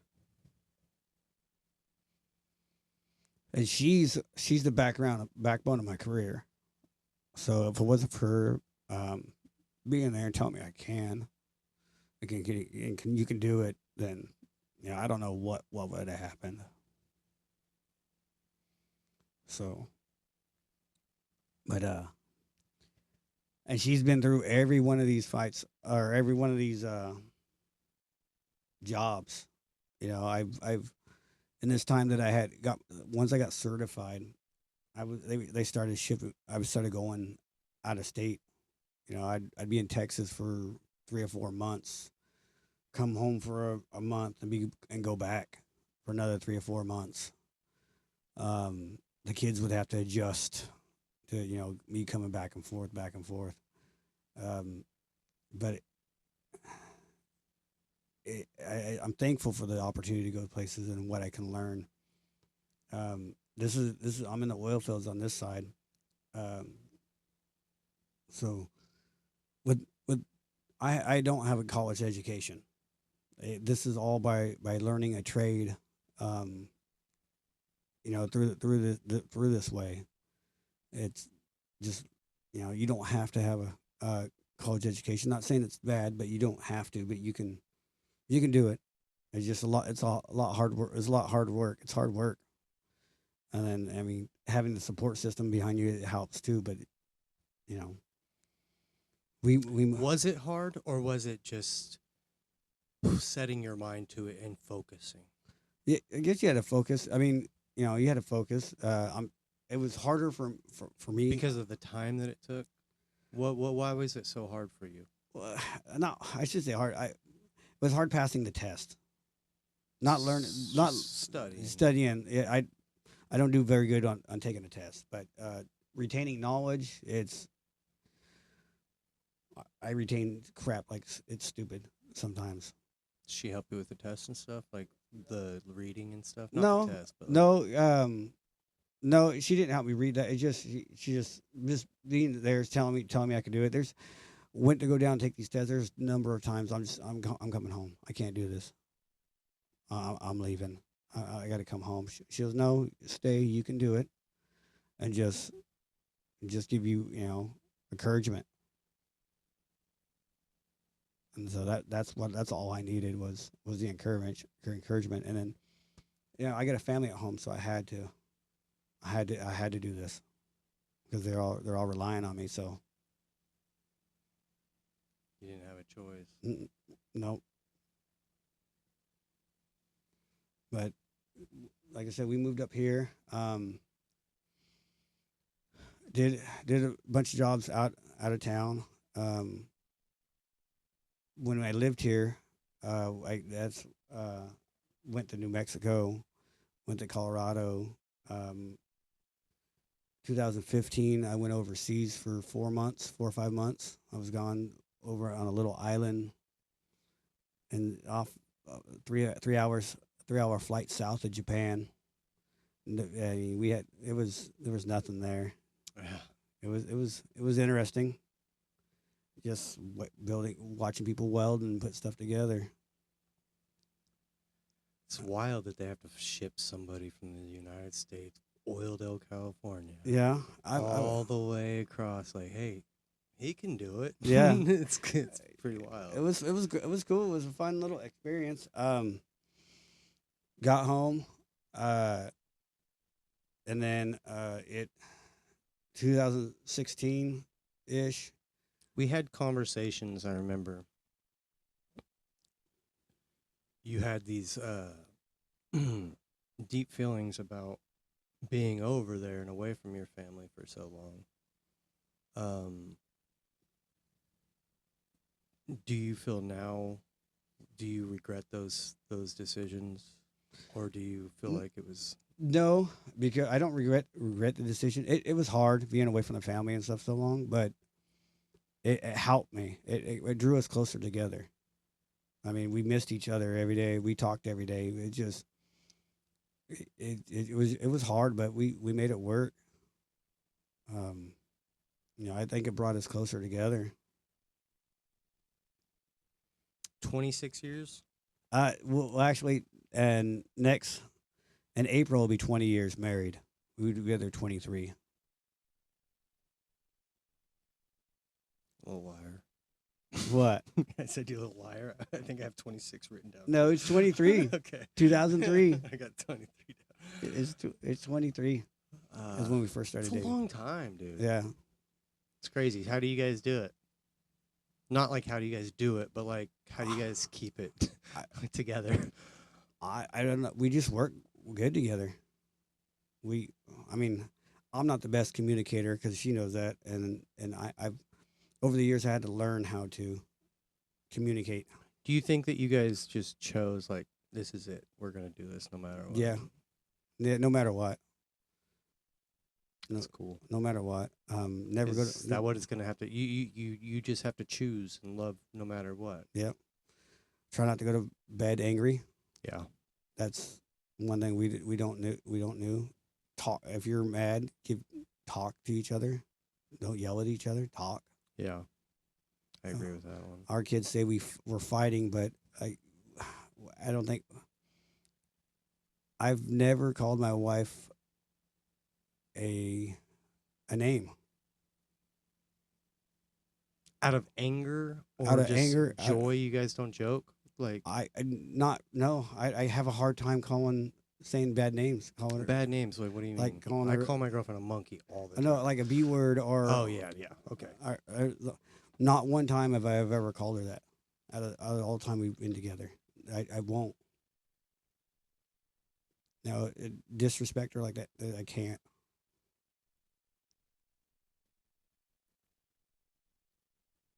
I seen that growing up, so Yeah, I did too, and I think I might got the other end because I think, like I said, like I was made fun of my whole life by my family. So yeah. like to me, making fun is showing love because that's the only love I know. You know what I mean? So like, oh bitch, that's funny to me. Right. I mean, I'll say I that. don't mean anything Right. bad by it, but the fact that you like, no, I'm not gonna say it, makes me feel like, oh shoot, I need to No, it's I need to do some research here. no, it's just me. I think it's just a choice. I mean, well, yes, I've said the but I can't. Even out of anger, I've never called. I would Yeah. never Yeah, cuss at her out of anger. But joking around, maybe I have a couple. I can't say I never. Maybe I have a couple times just playing around. yeah. But I've heard her call you some crazy things. yeah, that's all right. Though. I probably deserved it. Probably. But it's just I just can't disrespect her like that. I'm just kidding. Yeah, I She know. don't talk bad. No, I about know. you. No, it's we still laugh giddy about each other every day. You know, it's fun. How old are you now? I'm 48, Damn. getting old. Yeah, almost 50. And you are a grandpa now. I am, Oh shoot, we got so many more jokes. dude. There's so many. 48. Actually, my grandson was supposed to have been born yesterday. Wait, she's having another one? Yeah. Are you kidding me? No, Are they married yet? not yet. They just got. They're engaged. I can marry them. I'll let them know. They are engaged. They just got into a place. They should be getting their place at the end of the month. So. Oh, I thought they already had it. They don't. Not yet. Okay, They're working on it. gotcha. But they have it. Like it's all settled in. Yeah. They're just waiting to move in. So. What were they waiting on? Like cleaning stuff or? Just timing. That's all. What's he do? He works for an electrician trade. He goes out and clears all the trees and stuff out of the power poles and stuff. Oh wow. That'll be around for a while. Yeah. Yeah, that's good. So they're doing good. So Good, man. Well, I think we got enough for part one. Okay. There's yeah. I mean, That's fine. I wanna.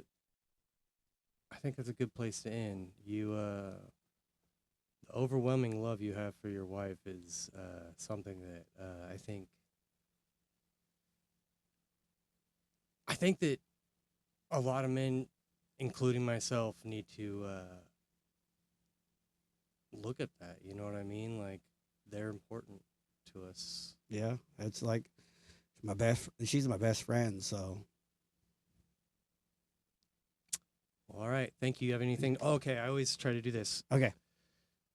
What would you tell somebody who's been in your situation who is feeling like they ain't got nowhere to go, or what would you tell you when you were there? What would you tell yourself? Ooh, just don't give up. There's someone there. You just gotta find. It's hard. You got to find them. I mean, there's always someone to talk to. If you needed someone to talk to, just call somebody. I'm sure anyone will call a friend, call a family member that you may not think that they want to talk to you. They'll talk and listen. Just tell them tell someone what you need to tell them. Find someone to confide in and have them as a person. It can be anyone. All right. Thank you, sir, for your time. No problem. I appreciate you coming and spending time with me. I love you. I love you too. I mean, Thanks, guys. thank you.